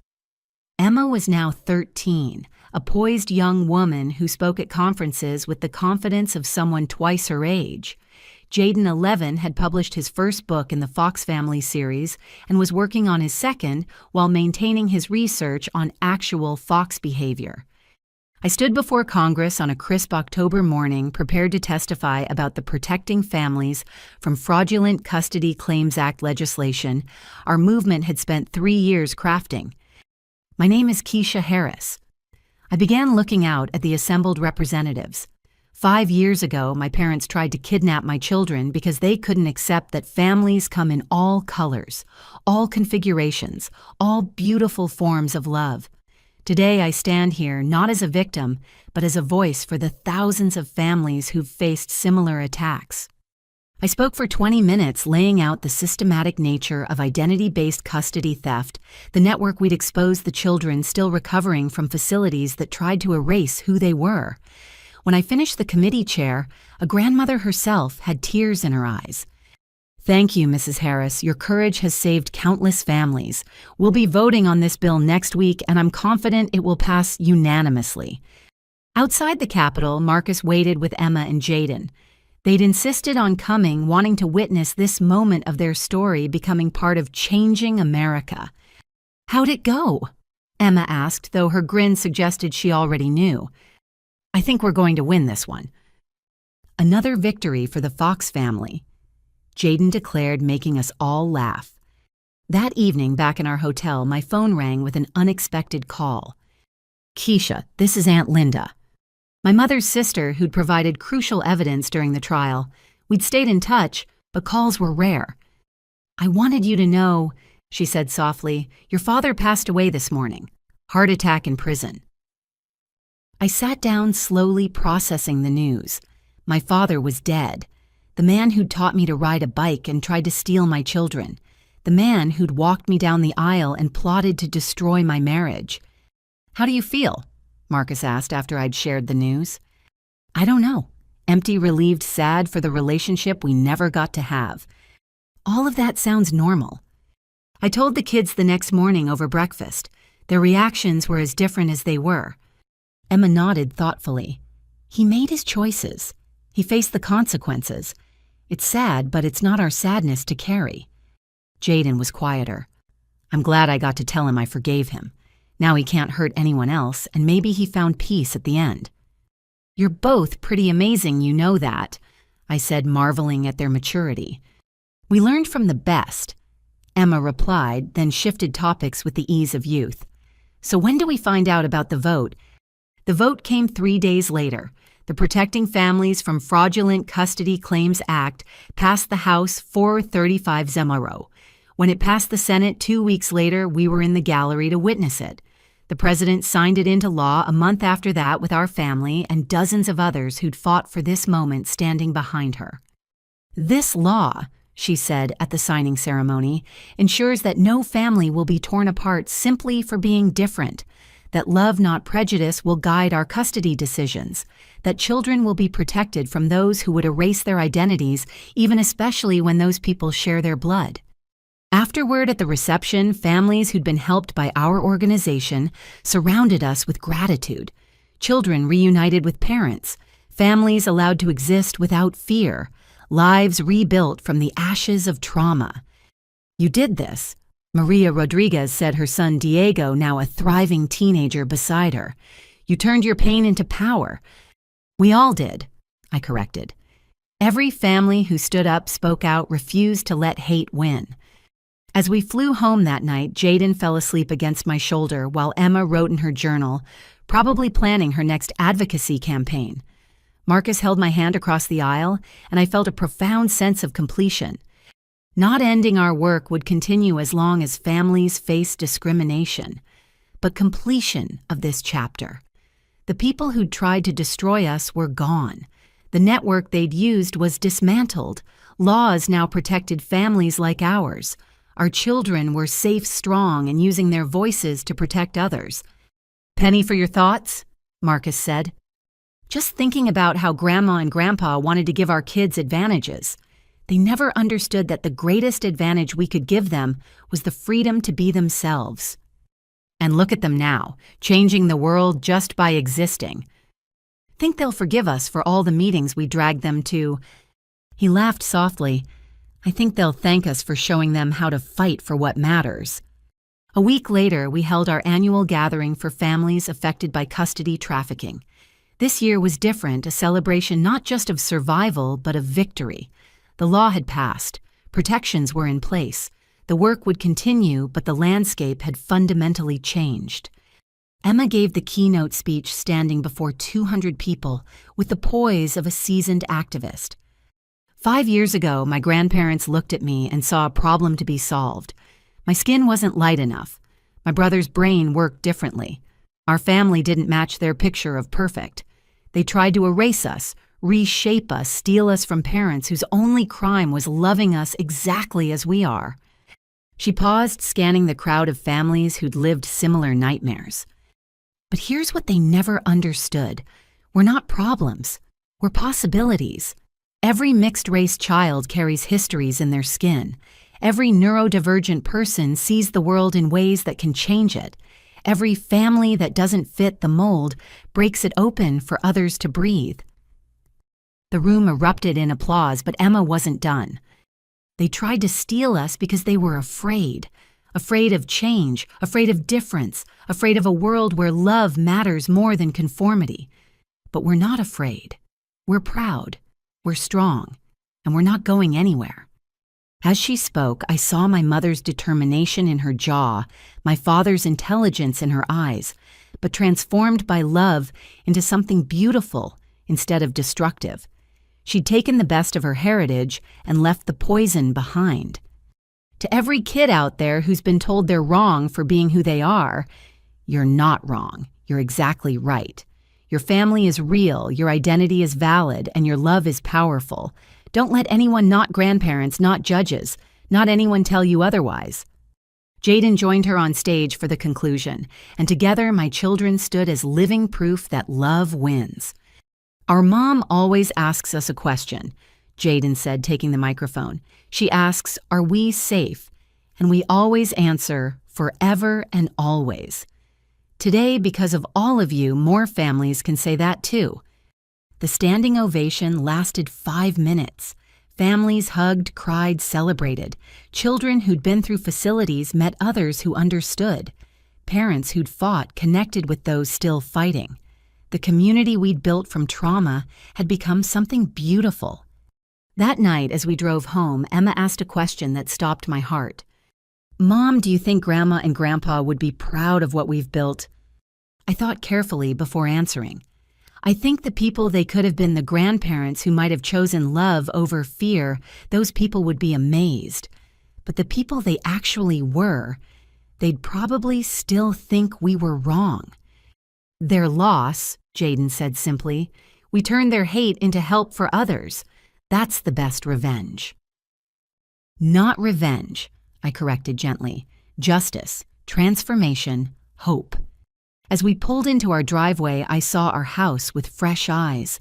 The walls that had protected us during our darkest days, the rooms where we'd held strategy meetings and support groups, the kitchen where we'd celebrated victories and mourned losses, the bedrooms where our children had grown into advocates and artists. This house had witnessed our family's near destruction and complete rebuilding. Now it stood as proof that love could survive anything. "I love our home," Emma said as if reading my thoughts. "Me too," Jaden agreed. "It's perfect for our weird, wonderful family." "The weirdest and most wonderful," Marcus confirmed, gathering us all for a hug on the front porch. As we entered our home, I thought about everyone who'd been part of our journey, the families who'd stood with us, the lawyers who'd fought for us, the legislators who'd listened, the children who'd survived and thrived despite attempts to erase them. Change doesn't happen in courtrooms alone. It happens in living rooms where families refuse to be broken, in classrooms where children learn that different is beautiful, in communities that choose love over fear. My parents had given me life, but they'd also taught me how not to live. From their ashes, we'd built something better, a family rooted in unconditional love, a movement that protected others, a legacy of acceptance that would outlast us all. "Mom," Emma said as we settled in for the evening, "I'm writing a new essay. Want to hear the title?" "Always. Thank you for trying to steal us how my grandparents' hate created a movement of love." I laughed through sudden tears. "That's perfect, baby." I thought so too. Sometimes the worst things that happen to us become the best things we do for others, right? Right. As I tucked Jaden in that night, a ritual he was almost too old for but still secretly loved, he asked our question one more time. "Are we safe?" But this time I had a different answer. "You know what I think the better question is? Are we free?" His eyes lit up with understanding. To be ourselves, to love who we want to help others. Exactly. "Then yes," he said firmly, "we're free, forever and always." Forever and always. I agreed, kissing his forehead. Later, curled up with Marcus, I reflected on the journey that had brought us here. The pain had been real, the trauma had left scars, but we'd refused to let it define us. Instead, we'd let it refine us into better parents, stronger advocates, fiercer protectors of love in all its forms. My parents were gone, their legacy of hate crumbled to dust. But our legacy, Emma's voice ringing out for equality, Jaden's stories, teaching acceptance, the laws that now protected families, the children reunited with parents, the love that flourished where fear once ruled, that would endure. We'd won. Not just our battle, but the war against those who would use children as weapons in their culture wars. We'd proved that love is stronger than hate, that diversity is strength, that families are defined by how they care for each other, not by who approves of them.